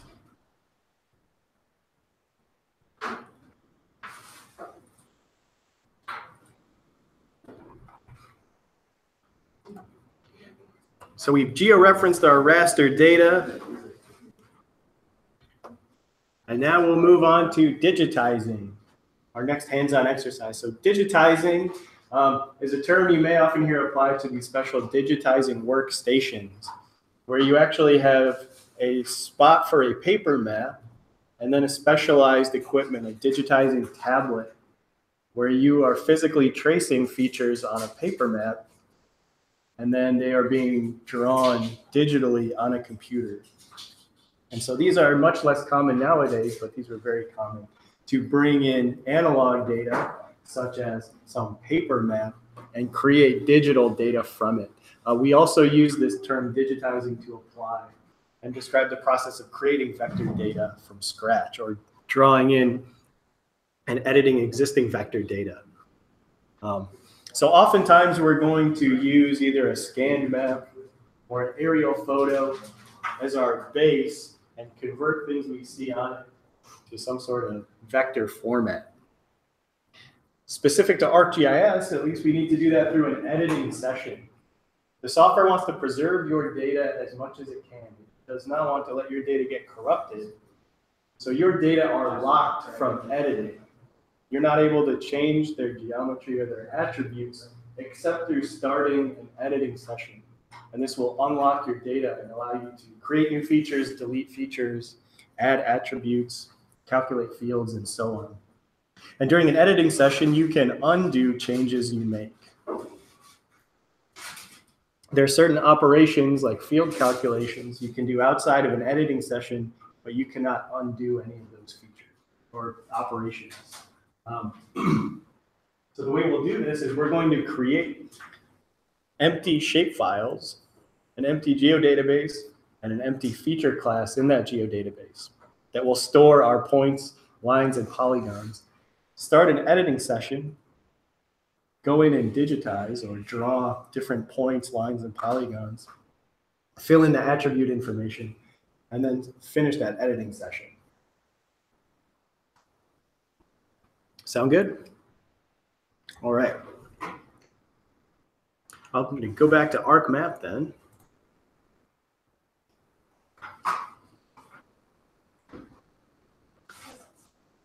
So here is my scanned map that I've brought in. I'm going to create some data, some shapefiles and feature classes to represent these white circles, which are fish hatcheries, the places that are producing or growing fish to be released into the wild to replenish fish stocks. So we will represent those as points. We can also create a lines feature class or shapefile to represent these streams.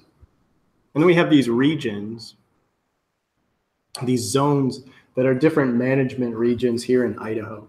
And so we're going to create some polygons to represent those. And for all of these features, we can create empty attribute fields and fill in those attributes. So the way we create data, once again, is from ARC Catalog. So we can do it from the ARC Catalog program, or we can also do it from the ARC Catalog panel here in ArcMap. So let's first create a shapefile. We're going to create it in this Creating GIS Data folder. So from my folder connections, that data creation and management is this folder Creating GIS Data. And if I expand it, I notice I don't see anything in it. It was just a tutorial.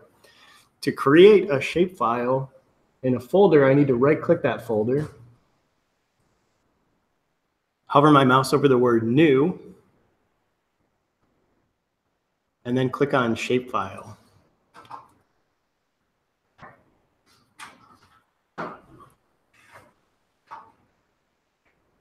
So there's a few things we need to fill out. We need to give it a name, and we need to specify the geometry. So our first one will be a point shapefile. And we're going to call it fish_hatcheries for the name.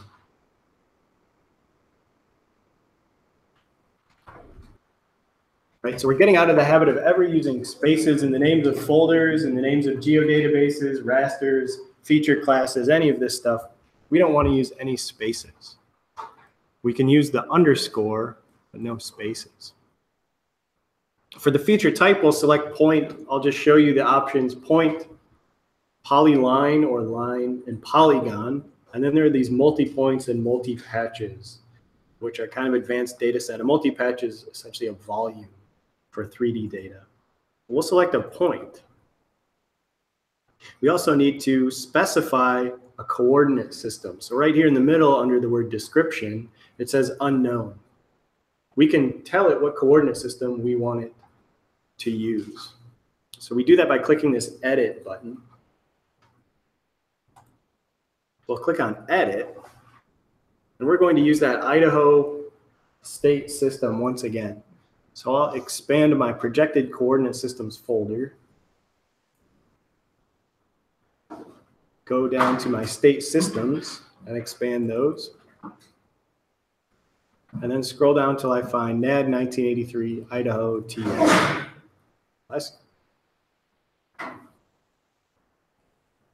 And then once I've done that, I can click OK.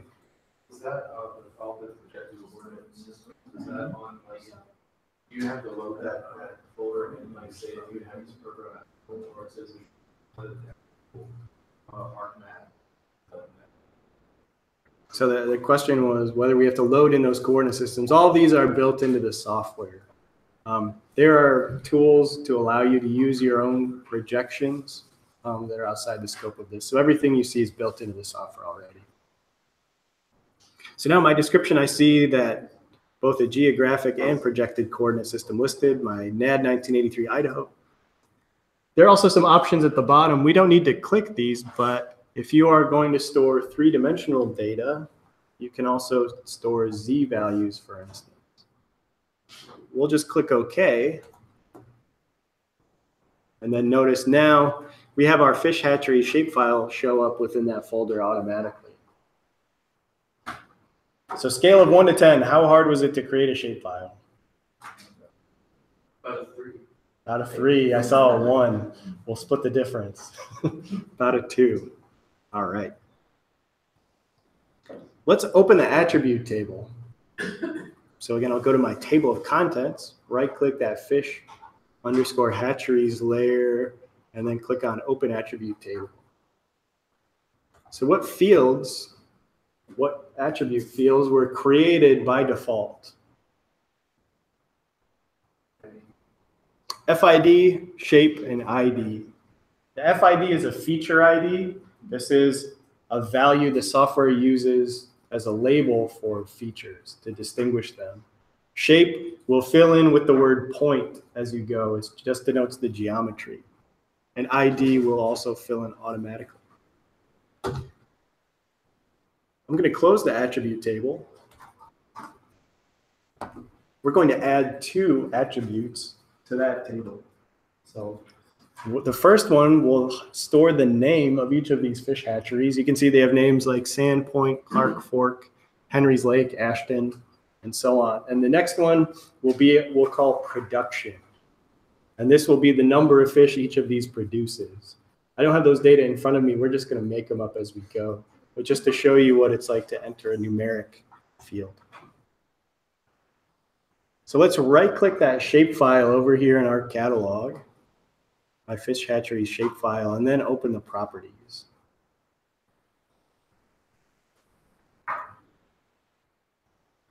And I can go to the Fields tab, and I see this column, the field name, and then the data type. If I click in one of these empty boxes under field name, I can give a name to a new attribute field. So our first one is going to be hatchery underscore name. So I'll click in that box and just start typing hatchery underscore name. If I click in that empty box under the data type, I should get a drop down where you can see I can specify it as being text, as an integer, as float and double, which are decimal numbers, or as a date. And so I want to leave this as a text. It's going to store strings of characters. Down near the bottom is this field properties. Notice it says length 50. So it will hold up to 50 characters in that table, which is more than enough for us. We could specify more if we need text. Next, I'm going to add a field called production. I'll type production, and I'm going to save that as a long integer. I don't need decimals, so I won't select float or double. It will be an integer. Yep. I'm sorry, I'm not,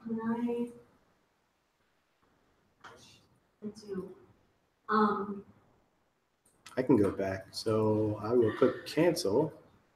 I went to Arc Catalog on the right. Yeah. And I right-clicked my fish hatchery shapefile Yes. and clicked on properties. Oh, okay, that's what I was doing it in the layers. Yep. Different options. When you're making these types of changes, they're generally from catalog rather than the table of contents. But if you go to the Fields tab, and we typed in the left hatchery underscore name as text, and production as a long integer. Shortened integer is decimal, right? No, they're both integer values. They just use a different amount of storage space to represent it. Does the 9-character limit to the attributes field apply here for shapefile? You're getting ahead of me. Sorry. That's all right. It does. So he's asking about the 9-character limit. Go ahead and click apply once you filled in those 2 fields. And what does it tell you right away? It says the following field names are invalid. I can't use that many characters. I guess it's 10. I apologize for saying 9 this whole time. 10 characters. So would you like to shorten it to hatchery underscore n? I'm going to say no. I'll just rename it to hatchery. If I double click, I can click enough times. I can type in there. So I'll just rename that to hatchery. Now click apply, and we can get away with it. Great. So we can click OK, close that dialog. Now we've set up that shapefile for editing later. So now let's create a geodatabase and some feature classes within it. So who can guess how we're going to create a geodatabase? Right click, yep. We're always going to come back to right clicking on something. It's the same operation. I'm going to right click on the folder containing that geodatabase. So that will be creating GIS data again. Right click on that folder, select new, and now I want to select File Geodatabase.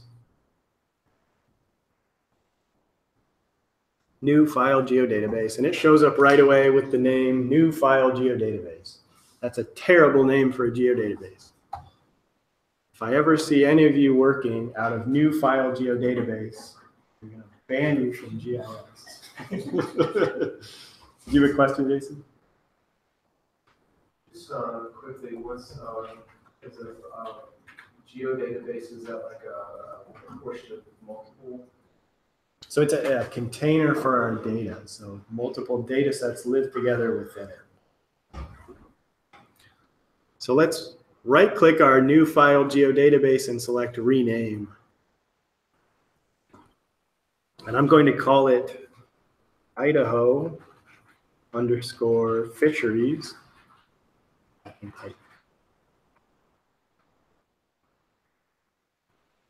then hit enter. Now I have this empty geodatabase. It's ready for me to create a feature class within it. To do that, I'll right click on my geodatabase. Now go down to new and select new feature class.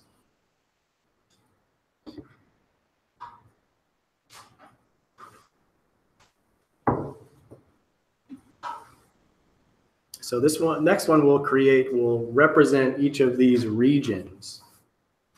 So we're going to save these as polygons. We'll give that the name regions.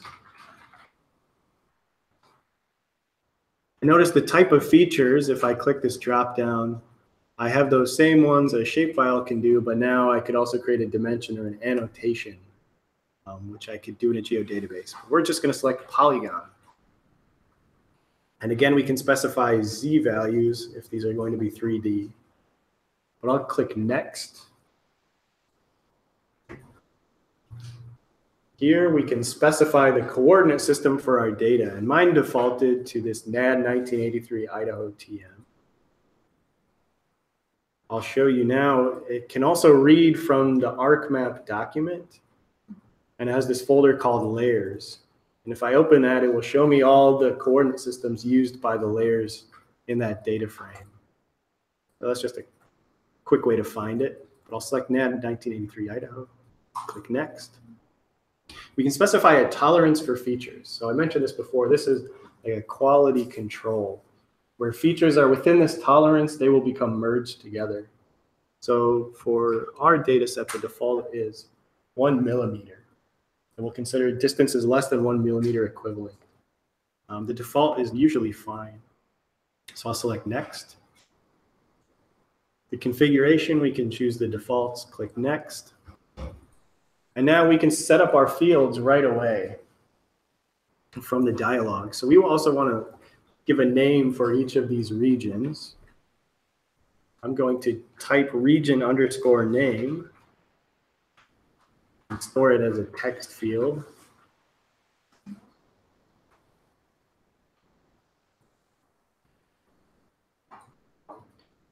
Notice down here at the bottom under the field properties, there's this thing called an alias. So an alias is a nickname. You could remove that underscore from an alias and use a space. It's acceptable as an alias. You will see the column labeled with that alias, but it will actually have an underscore in it. So once you've done that, you can click on finish. And notice we didn't get that warning again. We can use more characters with a feature class than we can with a shapefile.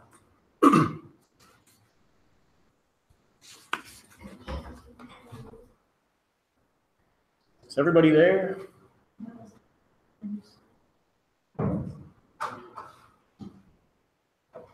Good. All right. So let's start adding some data. We have these new layers showing up in our table of contents. When you create them, they get added right away. I also see them over here, my new regions feature class in my geodatabase. So to start an editing session, we're going to add the editor toolbar. So we can go to customize, and toolbars here near the top of the screen. I'm going to first turn off my georeferencing toolbar. Go back to Customize Toolbars and select Editor. So if it comes up floating here, I'm going to click and drag and dock it near the top of my screen. Adding the toolbar? Sure. So from the Customize menu, went to Toolbars, and then scroll down and click on Editor. Yep. Everybody there? The next thing we'll do, click in our Editor toolbar on that word Editor and start editing. So we're going to start that session that will allow us to change our features. It's asking you, out of all these data sets in the map that you could edit, which one do you want to work on? So we'll start with our fish hatcheries. So I'll click on that. Notice this Geodatabase sign is blue, and it also tells me here at the bottom the path to the data and what format they're in. So there's our shapefile and our file geodatabase feature class. So click fish hatcheries, click OK. Some of you may have a create features dialog open up automatically. If it doesn't, the right-hand most icon on the editor toolbar will open that dialog for you. So from our create features dialog, we first click here in the upper right on the word fish hatcheries, and it will show us tools in the lower right, these construction tools that we can use to create. So we want to select this point construction tool.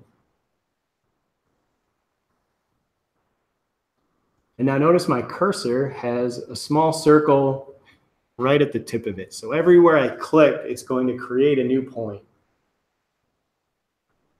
So what I want to do is I'm going to zoom in just a little bit to my map and use these white circles representing the fish hatcheries as a guide.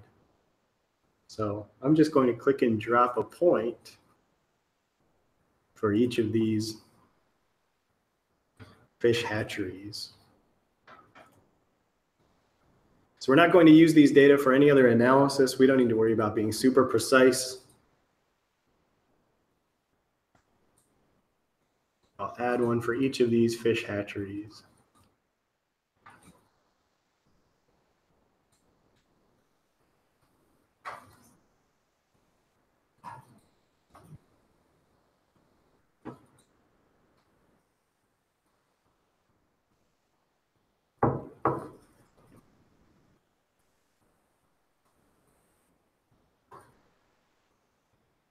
If I make a mistake, I can get rid of a specific point. So if you all look up here, I'll demonstrate. I'm going to click a point way off out here. If I want to remove that, I can go to my editor toolbar, click this black arrow icon, which is the edit tool. And there I can right click on a point and delete it to get rid of it. If I want to go back and add more points, I just go back to my construction tools in the lower right, click point again, and then I can go and add points. Go back to my editor tool, to the edit tool rather. I can click and drag, select all of these points and delete them. Or I can right click an individual point and delete it.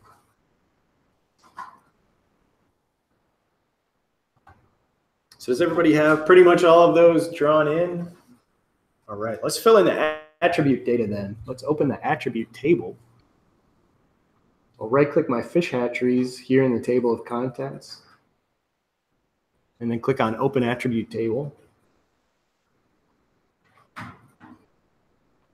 And again, if yours is floating, you can choose to dock it by dragging it and dropping it on one of these blue dock positions. So we can type in now in that hatchery. I can just type whatever I want and it will go in that field. For production, I can type in numbers. If I try to put text, it will probably give me an error because it needs a number format.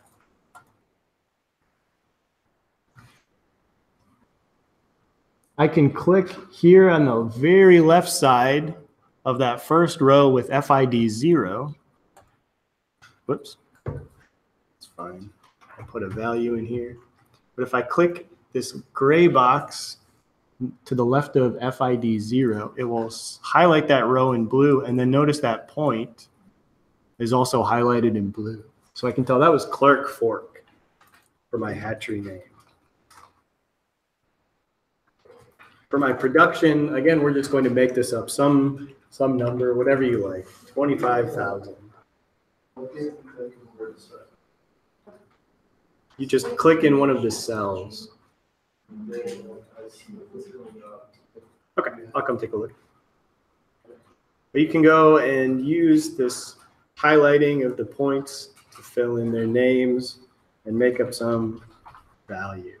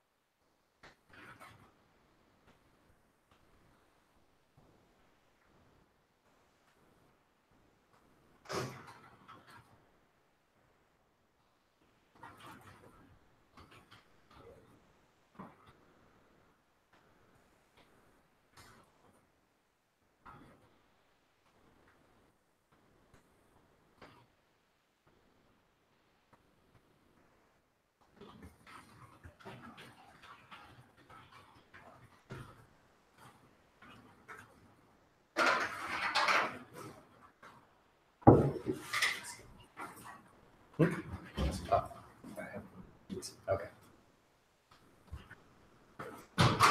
So once you've got most of these filled in, I'm just going to quickly review last week. Remember, we can label features based on these attributes, even as we're editing them. So I can go to my labels tab and use that hatchery to identify them right away. And as I enter production values, I can quickly go to the symbology. And then notice as I make changes here,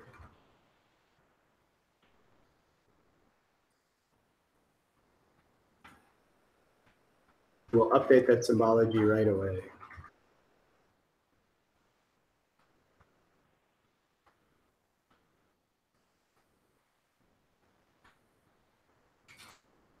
So everybody have it pretty much filled out. We don't need to get every bit of information in there. That's okay. Once you've made changes, you can go to the editor toolbar and save your edits along the way. And here's another horror story for you. I once worked most of a work day editing some stuff we'd mapped out in the field. And I stopped an editing session without saving. And the software generally prompts you to ask you, do you want to save? But that day, for whatever reason, it didn't. Exactly, right? So you don't want to waste your time. Now I am over eager. I go and save my edits 3 or 4 times just to make sure it's stuck. But once I'm finished, I can go with the editor and click stop editing. It could have stopped responding. That happened. Yes. Yeah. So the program's gotten better over the years. It still crashes here and there. You have the possibility for your work to get lost. But now notice if I go back to my attribute table, once I've stopped editing, I can't type anywhere in here. It's locked both the geometry and attributes again. You can go to the, to add the symbols, to the symbology tab. Yep. Does it just click OK there? So I went to the properties, to symbology, to the quantities, clicked graduated symbols, and set my value, drop down to production. And then click OK. Sure. Everybody ready to start tracing in the regions? The map disappeared. All right.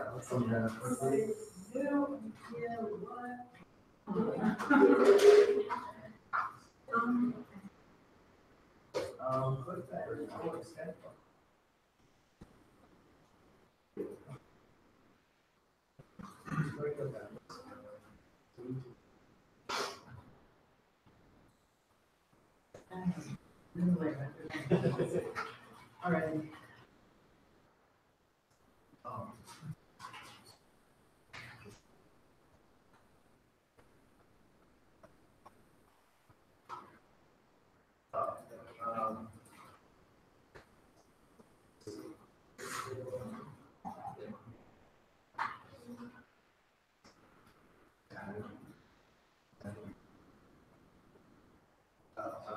It's here before customize on video.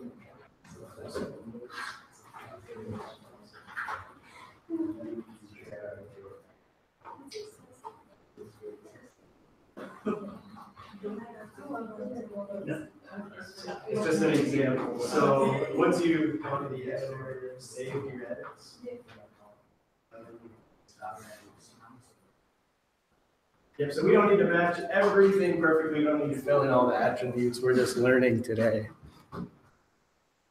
When you're ready to move on, we can do the same thing for our polygons. And how did you, I'm sorry, how did you get the, How did I? on fish hatcheries, the points that are now scaling according to. Right, so I right-click my fish hatcheries layer in the table of contents. Okay. Click on properties near the bottom. Then symbology. On the left, clicked on quantities. And then graduated symbols. Okay. And then I need to set this value drop down to the production attribute. And then just clicked OK. So we can start editing now with our polygons. I'm going to click editor, click start editing again. And now I'll click on my regions to start editing. And I'll click OK. Now my regions show up here in the upper right on my create features. Once I click that once again, then I get these construction tools. You can see there are more options for a polygon than there are for a point. So you can draw nice rectangles, circles, ellipses. You can do a total freehand.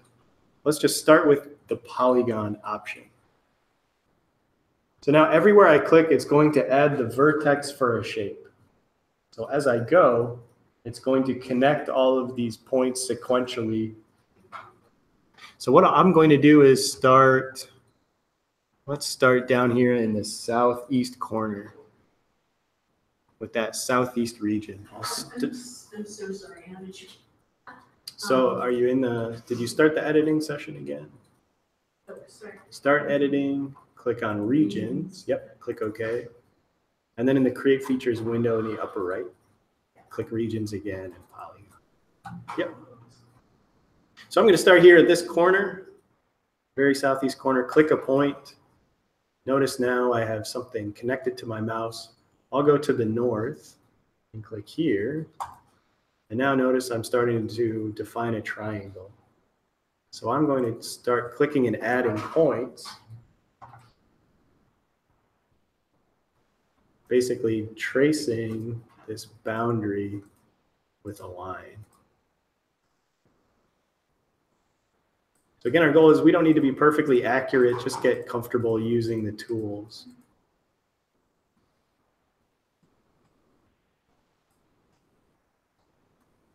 And when I have added as many vertices as I want, I'm going to hit F2 on my keyboard.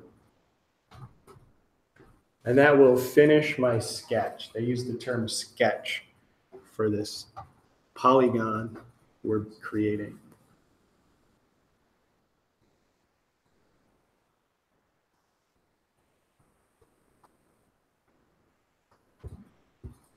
I think you select point again. I think you select points. How did I select points? Yep. If I want to, do you want to change or delete one or add new ones? I haven't got into editing. Okay, so from the editor toolbar, did you start editing again? Click on start editing. Right. And then, yep, click regions and then click regions in the create features dialog in the upper right. And then I selected the polygon tool. But that part's not. Okay, I'll come around. So if you have a polygon you want to delete, you can use that same edit tool to select it. Oh, right here.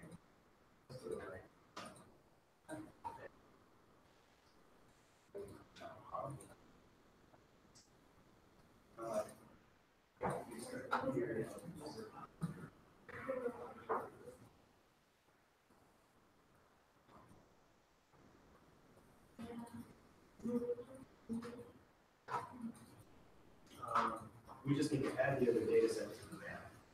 Let's open our catalog. Yep. Drag region. Drop it.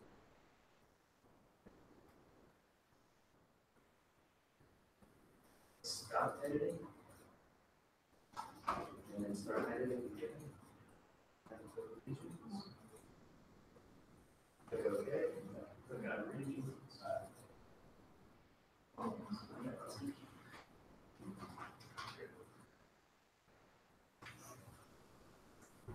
All right. So you can see we can, everywhere I click, it will add a vertex. When I finish, I hit F2 on the keyboard. If I want to delete one of these, I select my editor tool from my editor toolbar, click on it, and I can right click, select delete, go back to my polygon tool. If I want to move a vertex or delete a particular vertex, I can do that using that edit tool. So if I now right click on my polygon, I can edit vertices. So if I want to remove this corner over here, I can right click on it and delete that vertex. And then if I hit F2 on the keyboard, it will update that shape. I can edit vertices and add them. Again, I right click on the edge, insert a vertex. I can click and drag and move these around. Question, so if you're doing your second region polygon, how can, do you have to retrace like another border, or is there, I think I remember there being like a shortcut where it just Right. connects to the. Yep, so he's asking about tracing or matching adjacent features. So I will delete this sketch. I'm going to draw in a boundary for both the southwest region and this light green salmon region. So it's going to go all the way around these two here. So I'll start with that. And then I'm going to split it along a line that I draw. So I'll first draw in my polygon. And I'm not going to be super accurate with my locations.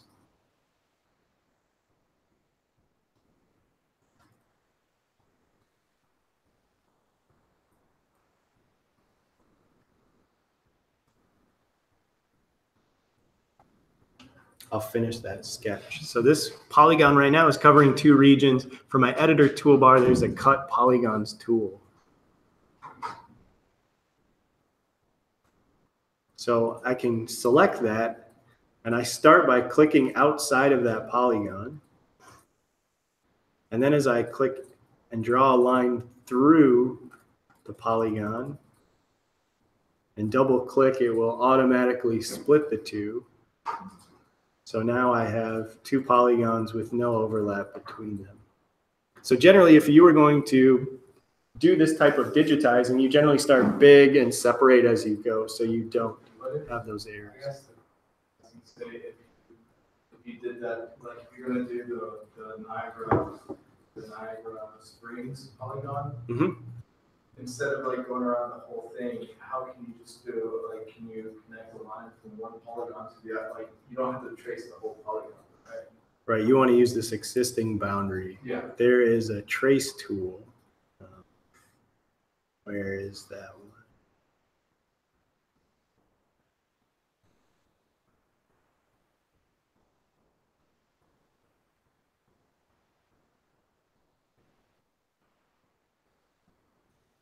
I think they've moved it in this version of the software.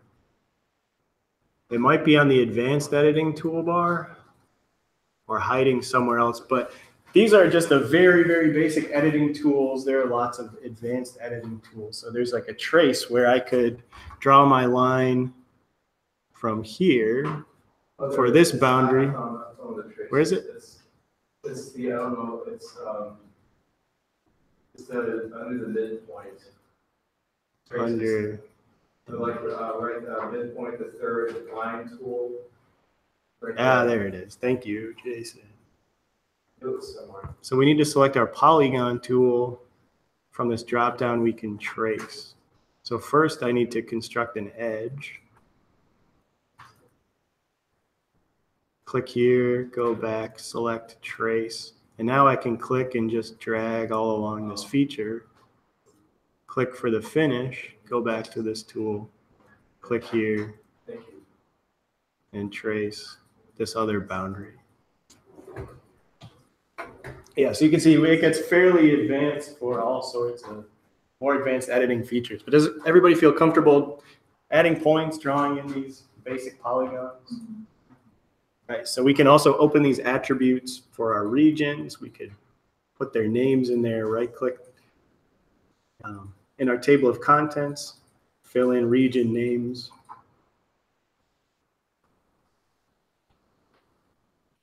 Niagara. I may need to turn it off for a minute. See, that's the salmon, and so on.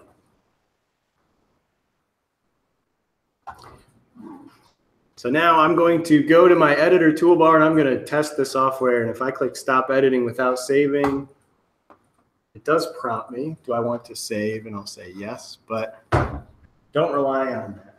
Save your edits as you go, just like anything else.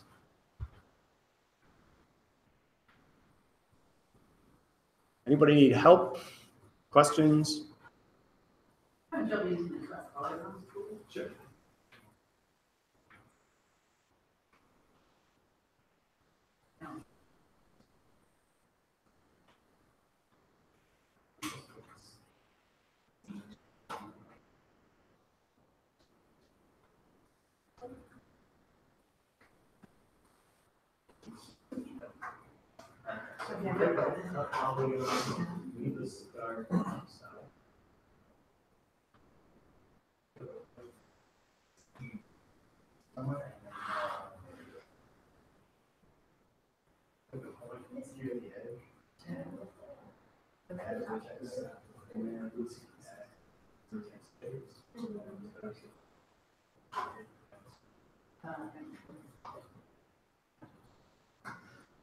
Okay. Looking good, all right.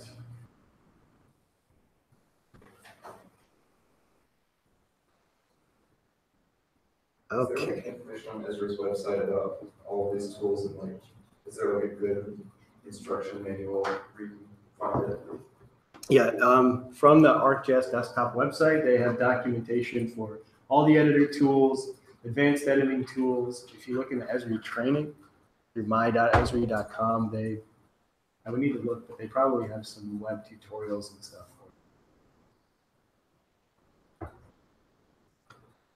Okay. So we've georeferenced, we've digitized. We're going to now import and create data in GIS from a table. So if you have some table of information, maybe it's an Excel spreadsheet, some CSV file, comma separated values file, you may have all sorts of attribute information. And if you have some coordinates for each of those rows, if you have, say, a latitude, longitude, or some other coordinate, you can import those, that spreadsheet or that table directly as points and put them on a map.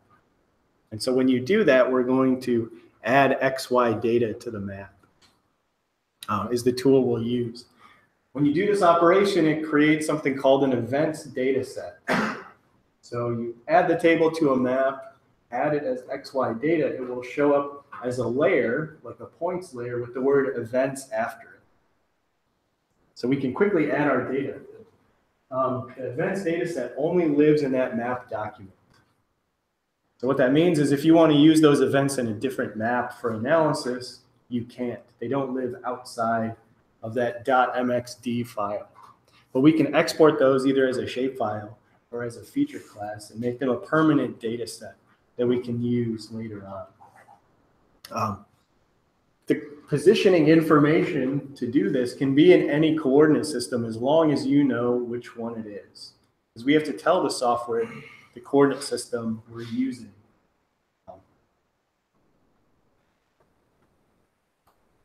When you add XY data, we need our table to be fairly clean and formatted a certain way. So if we're looking at a latitude and longitude, we need to make sure that we're using the plus minus designation.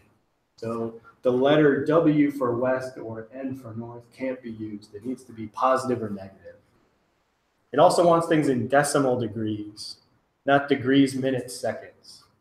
So the convention was that you split up a degree into 60 minutes and each minute into 60 seconds, and you can convert that to a decimal, which is most commonly used these days, and it needs to be that decimal format.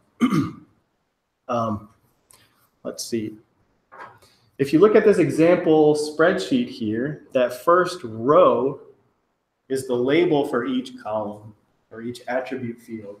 When we bring that table in, it will create attribute fields using those entries as headers. So it will create an attribute field called time when, name, latitude, longitude, line string, and so on in this example.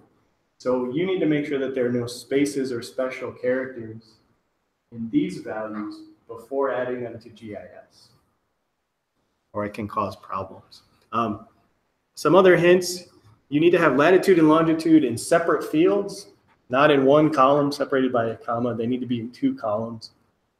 And if you name them latitude and longitude, if that's what they are, or you name them X and Y, ArcMap will know right away that's what you want and fill it in. You can go and change it or select them if you use something like northing and easting. Any questions on that? No, so let's take a table and we're going to bring it into ArcGIS. So I'm going to open my Windows Explorer here. And we're going to look at this data set first in Excel before we add it to ArcMap. So from our computer in that data creation and management folder on the D drive, let's open that Excel import folder. And we're looking for this spreadsheet called Silver Mines and Fish Catches using underscores. So go ahead and open that one and take a look at it in Excel.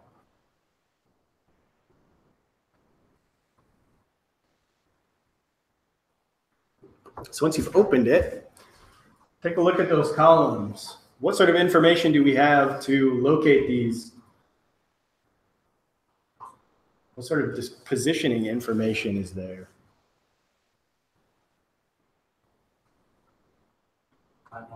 Latitude and longitude, or we have the words lat and long. All right. So as we look at those, they're in two separate columns. That's good. Do we have west, north, east, south, or are we using positive, negative? Positive, negative looks good. Okay, so let's take a look even a bit closer. We have lat, or somewhere around 43, and long, negative 116. It's easy to get those two values confused. We normally name latitude first, but that's actually our y coordinate. So do these latitude and longitude values look okay? Generally speaking, in the United States, the absolute value of your longitude is bigger than your latitude. You're generally more west than north for most of the US. So our longitude is a big west, latitude about halfway north, looks good to me. So then let's look at this first row. Any of these values are going to become the names of the attribute fields. So we want to make sure that there's no special characters, spaces, anything. Do those look okay? Spaces where? Which one? Oh, is it okay to space in the name? Any of these values are okay to have Okay. spaces, but it's just this first row because those will become our attribute names. So we have mine underscore name, county, lat, long, township, range, section. All looks good.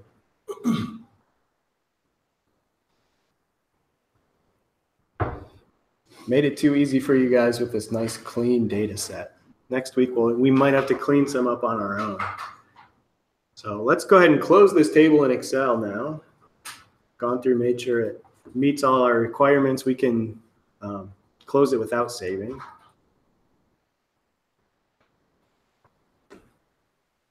Pull up ArcMap again. I'm going to close my Create Features window here on the right. I don't need that. I'm going to go back to Arc Catalog, and I need to look in that Excel import folder. So I'll expand that folder, and I see these two Excel spreadsheets.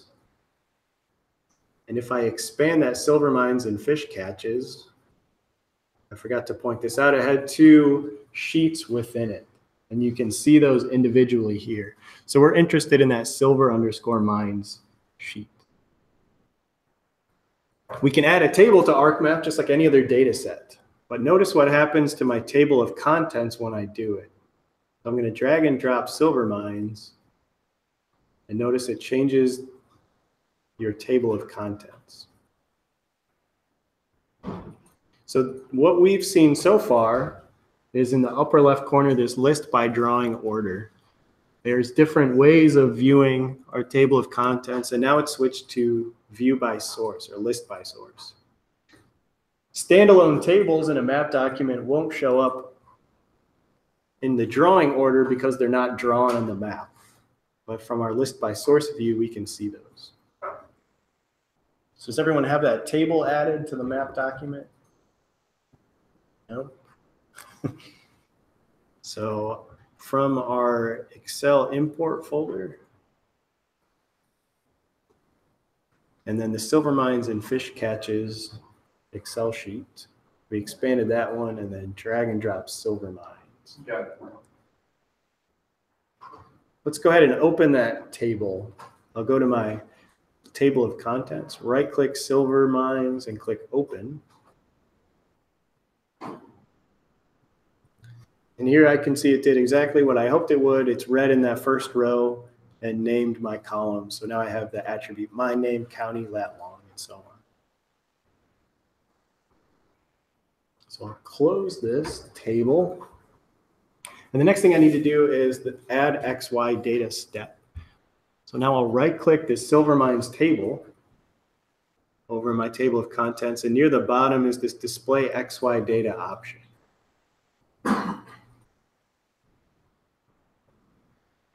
So when I click on that, I need to specify at minimum what my X and Y attributes are in that table and what coordinate system those are in. So it read and guessed that my X field was long or longitude and Y field was lat. So those look fine to me.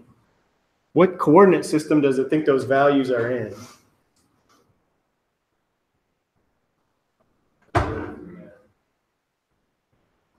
that Idaho state system, but they're not, are they?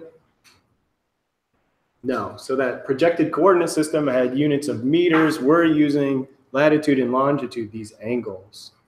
So what else do we need to know to properly place our data? I know I mentioned this earlier, we can guess if we don't know. Most GPS data these days is in the WGS 1984 Geographic Coordinate System, and these are.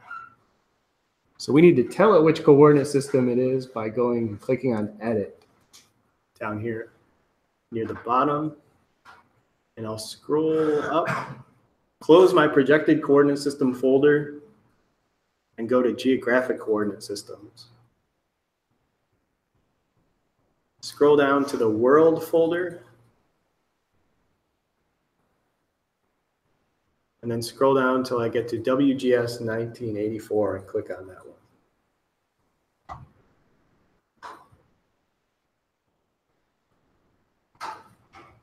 So again, that's under my Geographic Coordinate Systems, the World folder, whoops, World and WGS 1984. I can then click OK, and then click OK again. And it gives me a warning. It's saying this data set has restricted functionality, which it does. But we'll click OK and then see all these points now showing up in my map here in the southwest corner of the state. I also see it here in my table of contents. Now I see this point layer with the word events appended after silver mines. Pretty cool, right? So you can take a table of values, bring that right into GIS. So scale of 1 to 10, we said creating shapefile was a 2. How about importing from a table? 4? Import, say, if you're making a map that doesn't necessarily have any kind of different Excel sheet with data, I guess it just won't show up as right?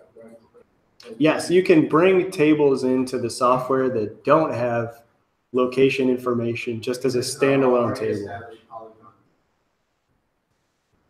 guess you'd have to match like an ID. Yeah, what you're describing is the joining process. So let's say we have a data set for all the states in the United States. And we have a table outside of the software that has, let's just say, some sort of cancer rate incidence for each state. It lives in this spreadsheet and we want to put it into GIS so we can map it. You can add it as a table and then join these two tables together. Yeah, so that'll be in the next workshop. So yeah, we can bring in tables without any sort of geographic information. So the next thing we want to do is let's export this events data set as a permanent data set. So what we want to do is right click on its name in the table of contents and go down to the data option. If I hover my mouse on the word data, there's the option to export data. So this will save a layer as a shapefile or as a feature class.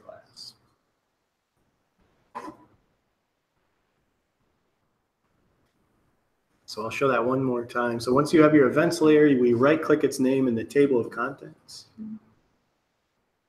Go down, hover over the word data, and then click on export data.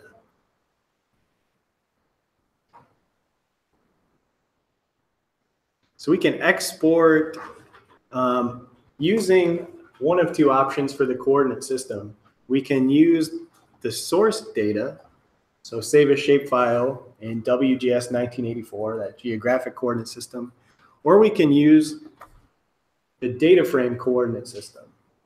And our data frame coordinate system is this Idaho state system. So let's imagine that we want to measure some sort of distance or do our analysis with these other Idaho data. We want to preserve or use that Idaho state system. So we'll use the data frame coordinate system. Our output feature class, we can specify that clicking this browse icon, that folder.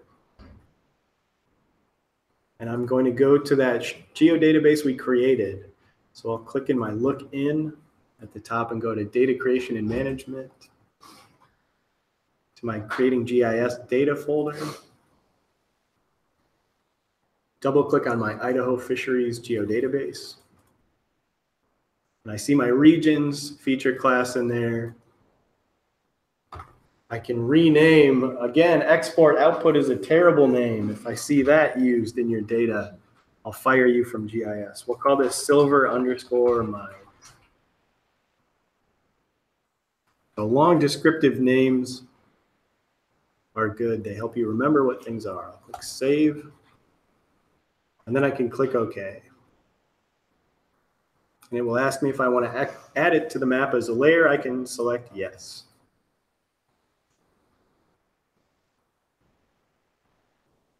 If I go back to my drawing order, now I see this new points layer and turn off my events. And here are my silver mines. Give me an error. Let's take a look.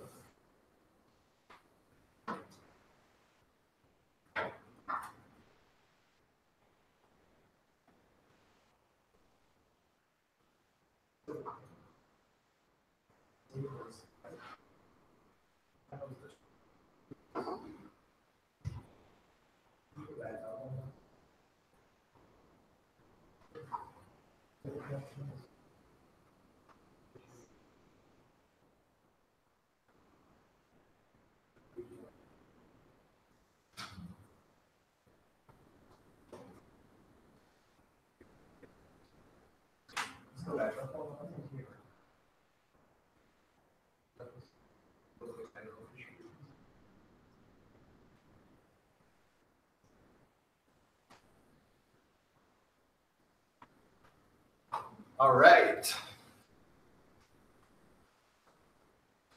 Looks